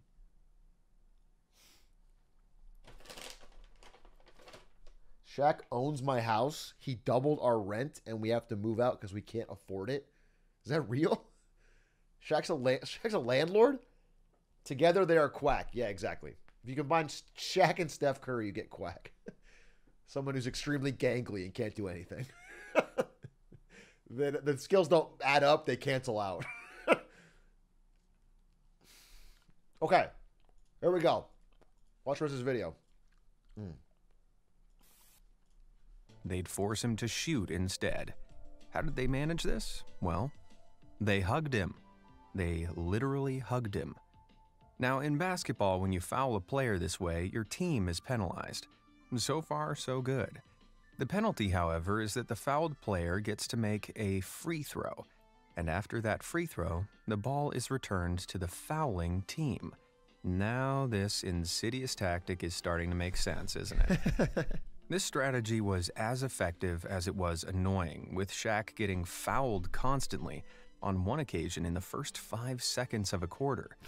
But he was so bad at the free throws he was given, he once missed all 11 free throws he made in a single game. The newly termed Hack-a-Shaq was so predictable and annoying, fans started booing their own teams for doing it. Eventually, Shaq himself demanded something be done, and it kind of was. A new rule was implemented, stating that any foul away from the ball would give the opposing team a free throw and possession, but only in the final 2 minutes of the fourth quarter. This meant the Hack-a-Shaq was still allowed, but it was way less advantageous for the offending team. Although this wouldn't be the only rule Shaq got implemented. Interesting. You see, in his prime, Shaq was an absolute Oh, they beast. changed the rule about he took down the hoops, right? He was like the only guy that could dunk and take down a hoop, the backboard, yeah. Of a man, coming in at 7'1" and 324 pounds. He was closer to the weight of a sumo wrestler than any other basketball player. It's no wonder then that Shaq developed a reputation for shattering and destroying backboards to pieces. Eventually, the NBA got so tired of cleaning up broken shards of backboard, they had to implement a rule penalizing teams that broke them. Before you ask why they didn't just make the backboards out of something stronger, yeah, that would have been good. Ask yourself this. How many times could you get dunked on by a sumo wrestler before you fell apart? Yeah, that's what I thought. That's funny. Candy's curveball. It's Thank you for hard the 12 to months, believe Jason that Wolf. curveballs were ever a new technique, considering how integral they are to a game of baseball now. But when they made their debut on the pitch, they caused a lot of trouble. Perfected by pitcher Candy Cummings, the curveball is a method of throwing a baseball that causes it to travel forward before suddenly dropping or curving in another direction. If the pitcher is skilled enough, they can time their curveball to change direction right before it reaches the bat. I've never understood this. I've never understood how baseball pitches work and the way they can move midair and change things. I always assumed it was some form of wizardry. I thought, you know how there's Hogwarts in Europe? I thought baseball schools were kind of like our version of wizarding academies. And so everyone would learn, instead of Wingardium Leviosa, they learned like how to swish and flick the base. I assume that was it. And I think it still might be that, but it's, sometimes people say it's physics or something like that, which I'm pretty sure it's not the way. They're like the last airbenders. Okay, that makes a lot of sense. Batter. While this is a pretty standard pitch today, when Candy first developed a technique way back in the 1870s, it was near unstoppable. It's witchcraft. The move was so different and new, no one could spot it coming or prepare for it. Many batters were just left baffled when dealing with a well-thrown curveball. As a result, curveballs were briefly outlawed on the grounds of being dishonest? Though the ban proved ineffective and was lifted shortly after. Yeah, how would you know the difference? The move was just too tantalizing and game-changing to keep other pitchers from figuring it out and using it. Today, curveballs are commonplace in Major League Baseball, and some are so fast and fancy, they'd make even Candy's head spin. Flipping out. Curve cheating. Yeah, it's like wave dashing. Is a car and motorcycle racer with a well-earned reputation as a daredevil. In his dangerous driving... They sometimes call me the Travis Pastrana of Twitch, you know? Because I'm always pushing the envelope, changing things, you know? Kind of like a daredevil when it comes to content. So true. So true. Literally everyone says that. You're so right. Atrioc, you're actually... very, very, very much like Travis Pastrana, but even more crazy and on the edge. Thank you so much, you guys. Thank you. Appreciate that. That's very kind of you. Op 180 Trick, I'm thinking of the 20 months. Jason Wolf. Hee Baggins, thinking of the 3 months. West Coco, thinking of the 9. Zaus is thinking of the 3 months. In career, Pastrana has broken 60 bones and survived 25 concussions, in some instances barely escaping with his life. One such thrill-seeking experience came in 2006 at the Daytona Supercross just as Travis was crossing the finish line. As he was about to win the qualifying race, Travis decided it was time to show off and attempted a celebratory flip. That's crazy. Unfortunately, he ended up crashing hard. But by an insane stroke of luck, he miraculously avoided getting seriously hurt, and the crowd ate it up. This resulted in the creation of a new rule by the American Motorcycle Association forbidding backflips and tricks during or after races. They may as well have called Travis out by name. Tall trouble. Guess there's that when we get hurt. Robert Stacks, name of the 5 gifted. And your message, all joking aside, love the content, Big A. Always excellent, and it makes me smarter. Much appreciated. I think it's very kind of you. Thank you so much. Thank you for the gifted. Do appreciate it. And I appreciate that, you know, even without the subs. Thanks for supporting them. Thanks, Robert Stacks. A lot of people joined the Atrioc Army today through to Robert Stacks. Tall trouble. These days, it's hard to imagine a basketball team that doesn't have at least one player approaching 7 feet tall. But this wasn't always the case. Way back in 1948, George Mikan broke records and the rules of the game by standing at an impressive 6'10". To put this in perspective, the average height amongst the rest of his teammates was just under 6'2", practically making him a giant next to them. Mikan was so tall, in fact, that the game as it was didn't really work anymore. Though not a slow guy by any means, Mikan didn't actually have to move around much to be an effective player. He would just position himself in one area of the court and use his long arms to swat goal shots away with ease. This led the National Collegiate Athletic Association, or NCAA for short, to institute a rule against goaltending in Sick that you could be an unathletic white guy who's just fucking taller than everyone, and you're in the fucking NBA. You're crushing the NBA to the point where the game is definitely involved. Just stand there and 1945, solely because of him. And yes, you heard that right. Shaq taller? While he was still in college. But the change still wasn't enough to make up for Mikan's stature. Eventually, the lanes themselves had to be widened from 6 feet to 12 feet just to give other players room to maneuver. The courts would have to be changed again a few decades later when the legendary 7-foot-tall Wilt Chamberlain entered the game. Going by the math, we're a little overdue for another court change any day now. Come on, NBA. Orlando with the 5 gifted. 7'5". Brilliant. 7'5"? He can almost see me eye to eye. That's crazy. 7'5"?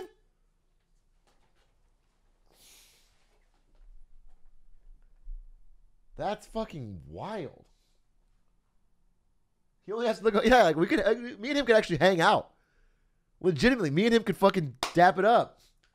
We could talk man to man for once. I'm always fucking having to look down on everyone I'm talking to. Biles. Simone Biles is the most successful gymnast in American history, having won a staggering combined total of 32 Olympic and World Championship medals. Known for her extreme precision and core strength, Biles is regularly able to pull off moves and entire routines other gymnasts wouldn't dream of attempting. But she's so talented, USA Gymnastics had to change the way they score certain moves, like the double-double dismount, which is now just known as the Biles, for safety reasons. Not for Simone's safety, though, for everyone else's. The committee's reasoning was that the moves Simone was incorporating into her routines were so dangerous and complex, they wanted to discourage other athletes from even attempting them.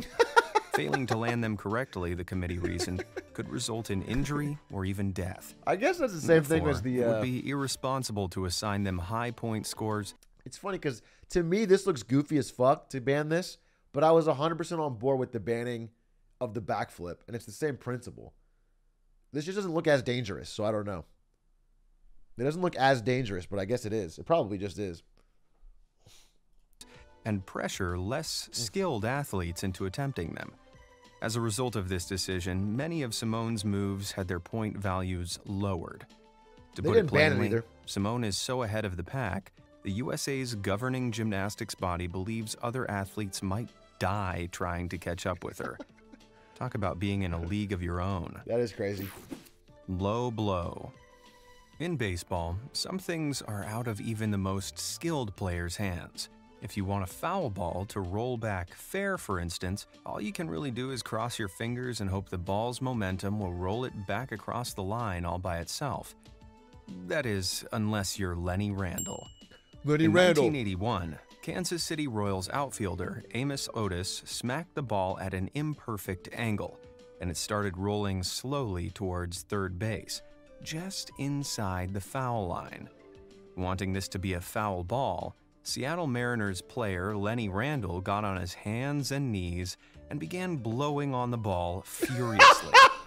Randle blew hard enough that he was able to get the fucking My Little Brother in mini golf strategy. That's what my fucking little brother does to stop my ball from going in. Holy shit, I've literally seen this before. The Zach Ewing.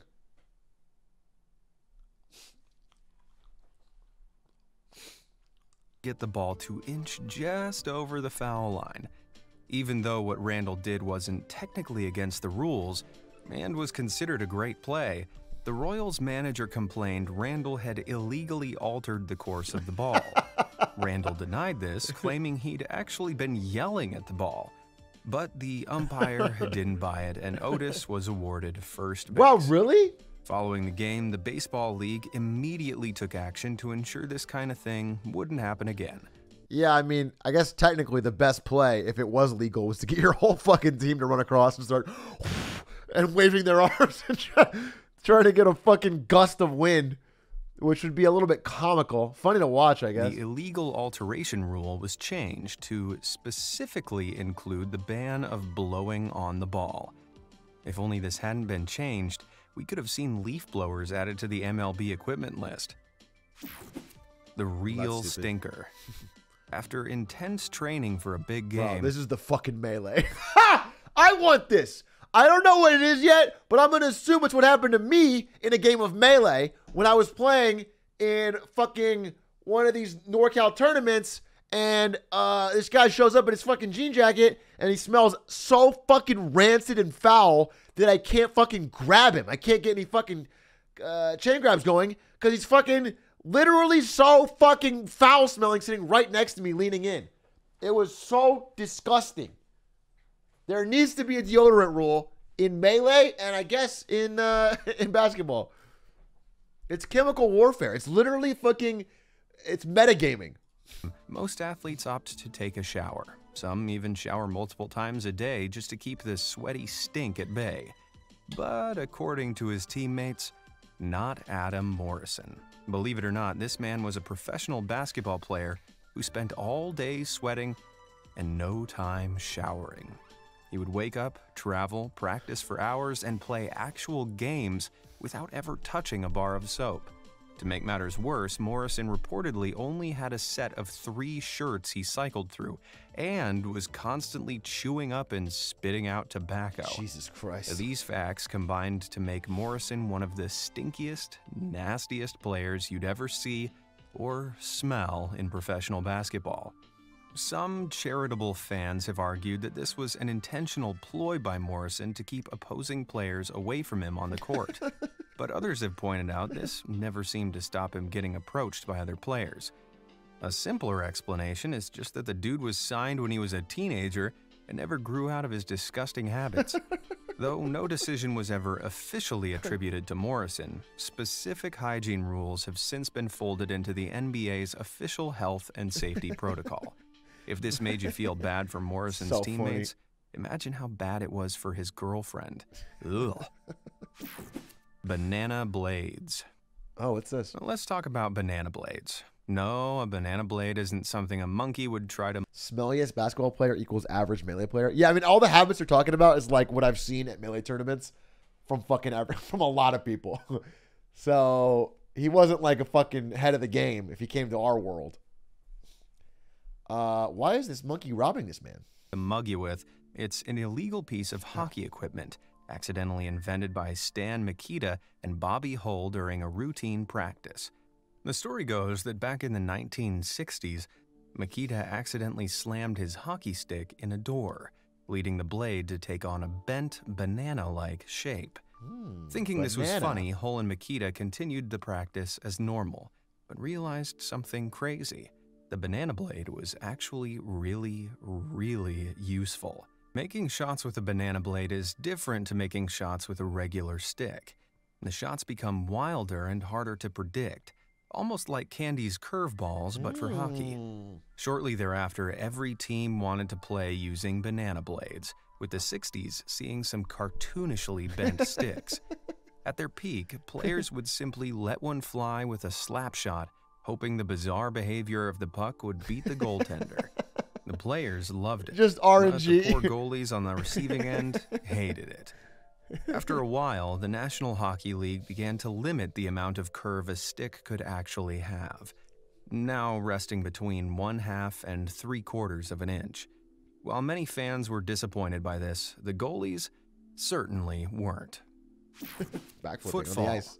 Tom Dempsey was a talented football player who once held the record for the longest field kick in the history of American football. Boom. In 1970, Dempsey did what no player had ever done before, score a field goal from a staggering 63 yards away. For perspective, that's as long as the Leaning Tower of Pisa is tall. The record stood for over 40 years, and what makes this accomplishment even more impressive is the fact that Dempsey was born without any toes on one of his feet. What? His entire professional career, Dempsey was playing with a prosthetic foot. This led some members of the NFL to think that the blunt, specialized shoe he wore on his kicking foot was giving him some kind of advantage. Interesting. There was absolutely no proof behind this claim, but that didn't stop the NFL from implementing a weirdly specific rule. In 1977, the newly coined Dempsey Rule mandated that shoes worn by players with an artificial limb must have a kicking surface that conforms to that of a normal kicking shoe. Like handicapped players didn't have it hard enough already. Am I crazy? I'm not ableist. I just think that seems fine. That seems fine. They didn't stop him from playing. They just have to have the same. That seems fair. That doesn't seem crazy because like I don't know that it helped here. I'm not an expert by any means, but it seems like it would be different. And you'd want it to be standardized. Yeah, it would be crazy if they stopped him from playing. But if he's allowed to play, and all it means is you have to wear the same shoes, everybody. I don't know. Same surface area. That seems fine. I don't think it's a big problem. It literally forced the player with differences to change all of his training. It just changed his footwear, right? I don't know. I guess they could have done a study to see if it actually helps or not, but it feels like it would be good to standardize it.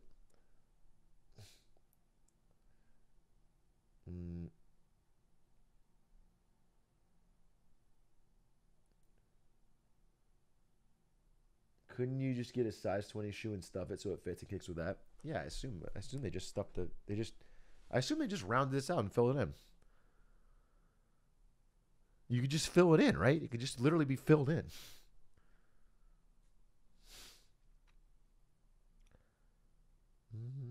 If it gave an advantage, why didn't everyone play with fat ends on shoes? Well, maybe it's easier. I don't know. I'm just saying the shoes should be standardized. That seems fine.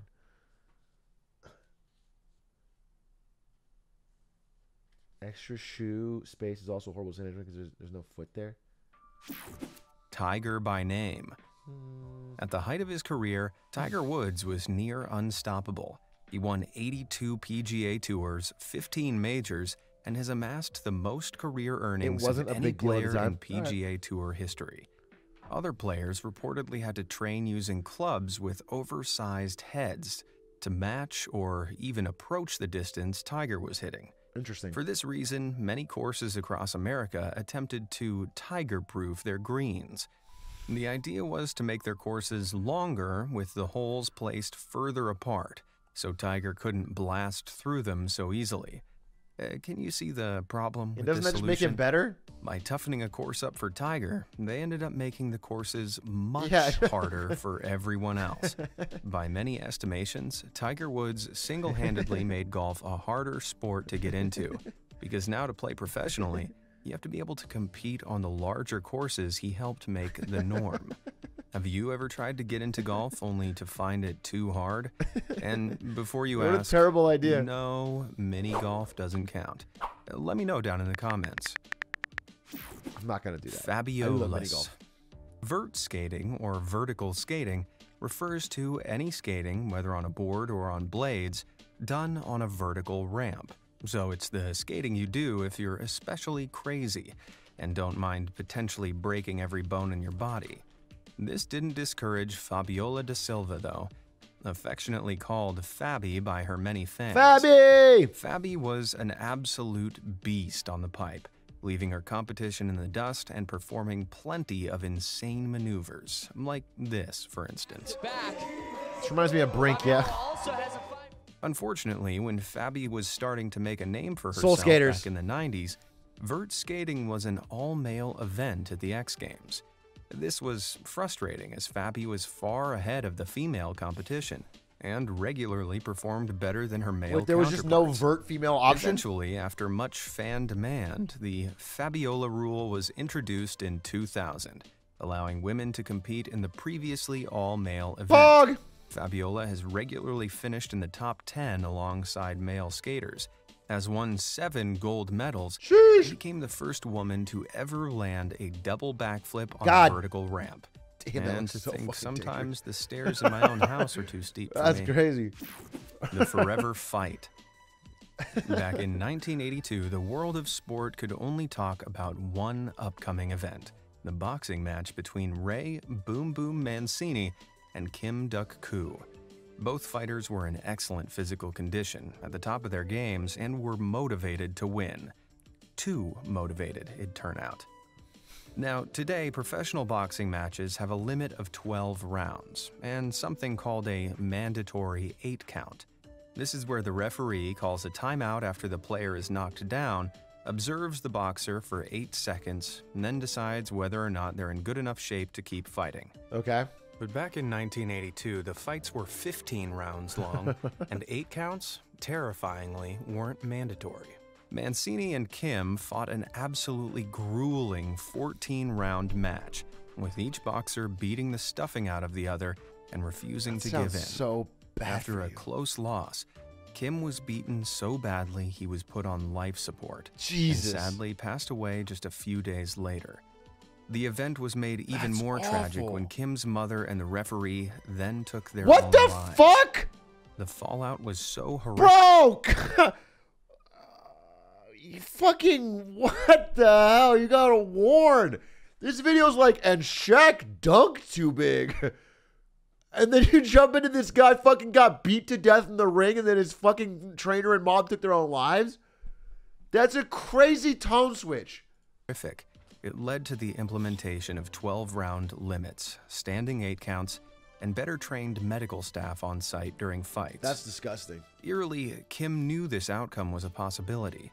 He reportedly trained in a room with a coffin, telling his manager, at the end of this match, either Mancini is going home in that, or I am. Jesus! My God. I guess being too motivated can be a bad thing. Don't make a joke. Obviously don't make a joke Slashing there. slapdown. Hockey is a seriously dangerous sport. In addition to pucks that can travel up to 100 miles per hour, fights that are practically encouraged in the rules, and frequent spinouts on rock-hard ice, you also have to deal with dismemberment? Excuse me? Well, if you ever played against Sidney Crosby, you did.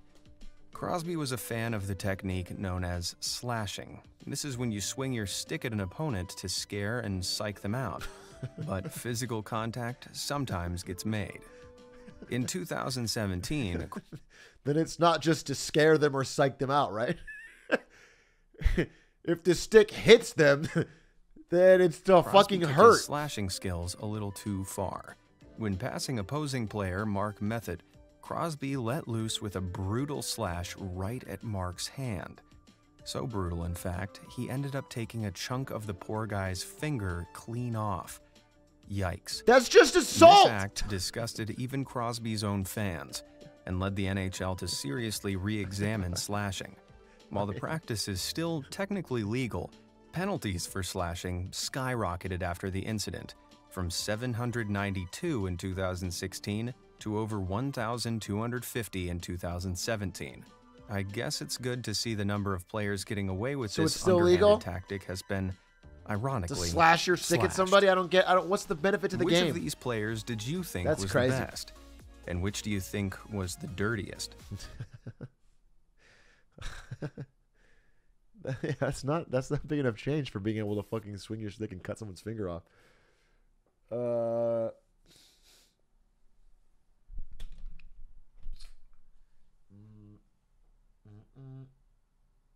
Which one do you guys think was the dirtiest? Was it the one where the guy died and then everyone around him killed themselves, or do you think it was where that guy made goofy faces at the baseball stadium? You decide. You decide. Which one was the dirtiest? Which one felt more?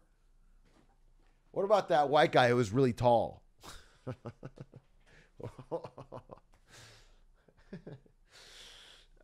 Still a good video. I'm still very interested. I just don't know why they threw in that fucking one crazy one. But it was good. I did not know about a lot of those. It is a rare thing to be able to change a sport with your talent. Maybe one more video for the flans. Guy dies. YouTuber. Well, that just happened. Fucking true. What?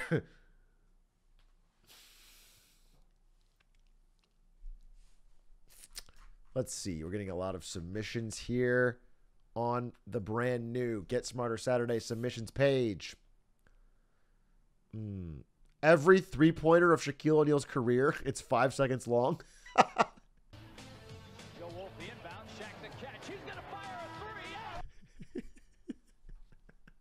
Yeah.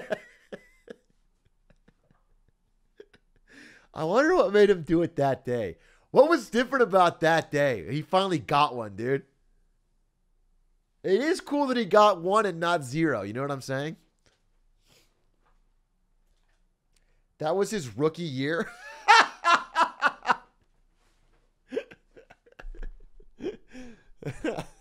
Knocked it out early. Got one early, never had to do it. The story of Atrioc never stopped grinding, and it's 24 minutes long. That's too long for the story of Atrioc never stopped grinding.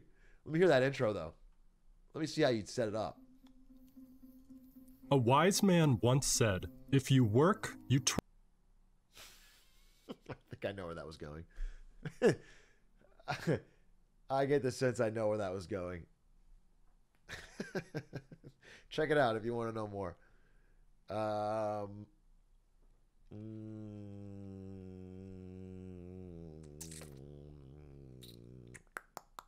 Shaq's biggest business mistake, turning down Starbucks. 2 minutes long. He's doing fine, so. Oh, yeah. It cuts off when a new video comes in. All right, you have to pop it out. Who was the last Roman emperor? What liquid works best in cereal? It's milk. Ted Nivison. It's milk. Why AI will probably kill us all. Looking for something a little shorter. The Passion Pit, the road to becoming a pro gamer. Spider-Man suit heist. Roger Federer leaves Nike for gold. A video named Meow with a cat. When did Britain's kings lose their power? That's interesting. And appropriately lengthed. I'm actually interested because at Today's what point do you switch over? They still technically have, you know, the royal family, right? But when did they stop having any real power? British. Is sponsored by our dear friends over at Kingdom Maker. It's definitely not the Magna Carta, right? Because the Magna Carta didn't stop the kings from having power. It limited it, put some restraints on it, but it wasn't the end of the monarchy. More about them at the end. For now, let's think of the UK. Certainly, the centerpiece in your tapestry of admirable thoughts is going to be the king or queen, roughly 10% of the time. Yet, while the United Kingdom remains a kingdom, even to this day, the position of monarch has become essentially ceremonial, with real power firmly in the grasp of Parliament. But when did this transition happen? And how did the kings let Parliament get away with it? How did they? This struggle for power has been going on for quite some time, way before the United Kingdom became united. I'm not really sure it's united now. Okay. So sorry about that. We need to go all the way back to the 13th century. England was its own thing back then. And like most medieval kingdoms at the time, it was in a constant power struggle between the king and his vassals. Unsurprisingly, this parliamentarian mess was started by King John, famous for, among other things, almost selling England out to Islam. When his barons rebelled and got him to sign the Magna Carta in 1215, they demanded permanent representation in a great council. which had the right to reject any new taxes proposed by the king. Now, John tried to backtrack and wage war on the barons, but he died just a year later, and his 9-year-old son, Henry III, well, he had little choice in the matter. So, pretty much since the 13th century, the kings of England had to go through this great council to raise any meaningful amounts of money. The first time the council was referred to as Parliament was in 1236, when the now grown-up Henry tried to fund his wedding to Eleanor of Provence, who was just 12 years old at the time. But that's so you had to go to detail. Parliament to now, get this original Parliament money only got to marry together your child at the request bride of the king, and its members were either feudal or ecclesiastical lords. However, Henry soon realized that these weren't the only people with money in England. Some among the merchants and the knights could be equally, if not more, rich. Henry started inviting such commoners in 1254, which obviously wasn't taken too well by the barons. So the main thing was just being rich. They rose up in rebellion not long after, and, like with King John, they eventually sat Henry down and had him sign the Provisions of Oxford. So it seems like the king just kept losing all of these barons' wars, and then slowly they kept taking his powers. The commoners could stay, but the king's advisors would be elected by the barons. And, crucially, Parliament would now meet 3 times per year, rather than only when the king felt like it. Over the next century, as the kings of England duked it out with France during the 100 Years' War, they had to earn Parliament's favour to secure funds for their campaigns.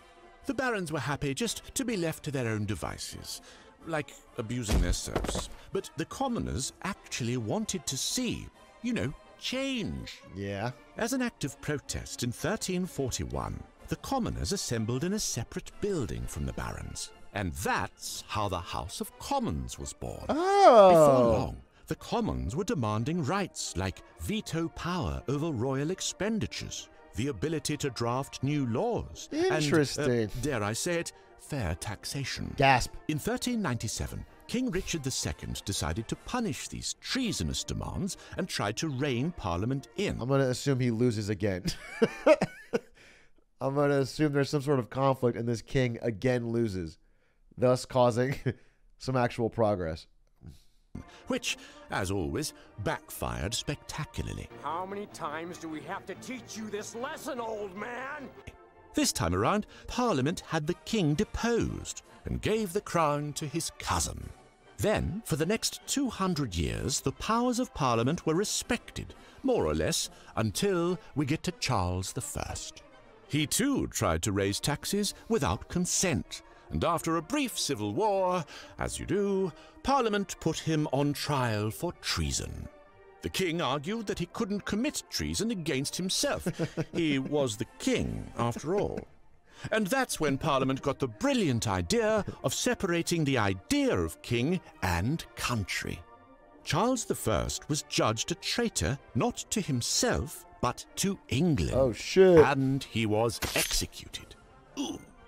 Unfortunately, Charles's son, James II, had similar... Damn, that's crazy. That's how entrenched the monarchy was. Fucking 500 years of kings had to continually fight civil wars and lose. To even get close to losing their power and their unclinched hold. That's crazy. Similar ideas about his divine right to rule. Though for him, Parliament figured out an extra spicy solution. And the monarchy still exists. His daughter Mary and her husband William, and lives, the leader you know, of fucking the Dutch Republic, to off organize the taxes a of massive everybody invasion in massive of houses. England. The last such invasion to be successful. Parliament deposed James and gave the crown to William and Mary simultaneously in exchange for signing the Bill of Rights, which conclusively established Parliament's power over the king. Eventually, the English Parliament voted to merge with the Scottish one, forming the Kingdom of Great Britain. And then, 100 years later, they also added Ireland into the mix to form the United Kingdom we all know and love. And there was no problems with that. Now, while the days of absolute royal power are gone, you can still relive them thanks to our dear friends over at Kingdom Maker, the hit free-to-play mobile strategy game. Okay. Right, but you probably don't need to fucking do that. There's a lot of that in the. That was interesting. That was interesting. I definitely didn't know it was such a drawn out process. So many goddamn Civil Wars to lose a little bit of power each time. Unfortunately, that is the end, I believe, of tonight's Get Smarter Saturday. I really did have a good time, and I will be back tomorrow. Unlike, I usually take Sundays off, but I won't. I'll be back tomorrow with more. One more? All right. All right, I got one more for you.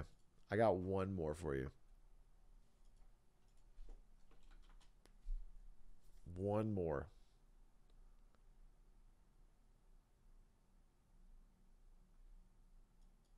Hey, what's up guys? The Explanation Bros here. Today, I'll explain a comedy fantasy film titled Ted 2. Spoilers incoming! The movie begins on a bright Boston afternoon. Ted, the talking teddy bear, is about to marry his girlfriend, the ever-seductive Tammy Lynn. This proves two things. Happy endings can come true for anyone, and America doesn't give a damn about anything. Do you, Tammy Lynn, take this teddy bear to be your lawfully wedded husband? Says the officiating priest. The priest appears to be the man who plays Flash Gordon, Ted's childhood hero. I do, utters Tammy Lynn in her Boston accent. Flash Gordon and Just play the clip. Just if you're gonna literally say the dialogue like a story, just play that. Just put the audio in. You can have her say "I do," and then you can go back to explaining. You don't have to. You don't have to do that. You don't have to do that. Asks Ted the same question. Everything right, I do. Ted responded. Flash Gordon, his flashy cassock, declares the pair husband and wife. You may now kiss the bear. That's not Ted's voice. Tammy Lynn kisses Ted, and the audience cheers Ted's for the voice newlywed. at all. Can't do a Boston accent, guys. I know. I guess applause as the newlywed. Oh my god, I don't. Teddy, these has 230,000 views. This has a lot of views. This is crazy. This is crazy. How these are too popular. Best day of my life. I just love you so much. Tammy says to Ted. I love you too, baby. I'm gonna go 50 Shades of Bear on you tonight, responds Ted. Ted notices his best friend, John, sitting alone despite the cheerful ambience. Hey buddy, you okay there? You look a little down. You still shaking off that hangover from the bachelor party? He's not even summarizing! He's doing scenes verbatim, just with voiced over bad dialogue! I could watch this clip online! Asked Ted. Then a cutscene from the bachelor house party where Ted, John, and a few friends drinking while watching grizzly bears having intercourse. The male grizzly bear humping the she bear in doggy style, or what should I say, bear style. John talks to Ted. In a short while Flash Gordon approaches Ted and John at the table. Hey, big day, yeah, bud? You guys want to celebrate with a... says Flash, then signals Ted and John to do cocaine. Ted declines since Tammy Lynn might get mad if he does drugs on their wedding day. How long is this? It's only 10 minutes? It feels so specific. He's like going point by point. Robert Stacks, thank you for the fucking gift. Oh my god. Why is watching Ted recaps the most profitable thing on my stream? Thank you for the 50 gifted. What is going on, dude? I've never gotten a 50 gifted during a Marketing Monday ever.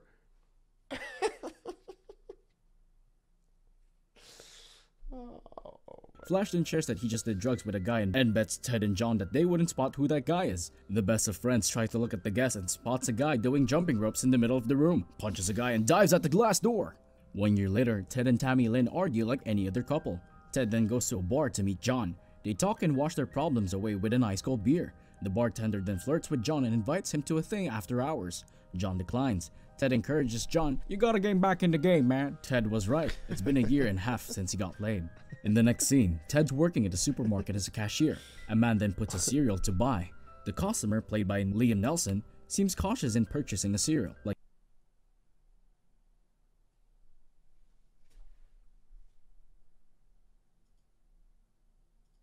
By Liam Nelson, as a cashier. A man then puts a cereal to buy. The customer, played by Liam Nelson, seems cautious in purchasing a cereal to buy. The customer, played by Liam Nelson, seems cautious in purchasing a cereal, like he's buying drugs. Ted was confused by the interaction. Will I be followed? Asks the customer. No, that's not in our budget here, Ted responds awkwardly. As the customer hands out cash, he says, hey, I won't forget what you've done here for me today. Ted then responds with a straight face. I would prefer... He may not know how to say his name, but by God, he does a pitch perfect Liam Neeson. I mean, just listen to it. Our budget here, Ted responds awkwardly. As the customer hands out cash, he says, hey, I won't forget what you've done here for me today. It's like I'm listening to him Ted then talk. responds with a straight face. I would prefer if you do. The man then inserts a cereal box into his jacket slowly and leaves. A colleague then asks Ted about his marriage, and Ted states the current situation. How do you fix a broken marriage? Ted asks. Well, I'll tell you one way. You guys have a baby. Joe responds. Joe explains that a baby not only keeps the marriage together, but also makes the marriage happy. She then points at a white couple with a baby as an example. Not soon after, Ted confronts and apologizes to his wife. Ted tells Tammy Lynn that he wants to have a baby. Tammy Lynn clearly wants the same. I think if we got a kid to love, it would teach us to love each other, Ted explains. Tammy Lynn loves the idea of having a baby and forgives Ted. She's wearing high heels, proceeds to hug and kiss her midget teddy bear for husband. Don't say that. Later on, Ted smokes pot with John as they watch Law and Order. Ted then tells John the big news. He's so fast, he sounds like he's out of breath the whole time. That he and his wife are planning to have a baby. John happily congratulates Ted, but then asks how they're going to do it, since Ted is a teddy bear and he doesn't have the exact tools. Ted tells John that he needs a sperm donor and thought of Sam Jones, aka Flash Gordon, savior of the universe. Ted tries to contact Flash via email, but he can't get a signal, so he asks John if he can use his laptop. Ted saw John's bizarre Rated X collection. They both agree that John needs to get laid. They then proceed to destroy John's laptop with a hammer and...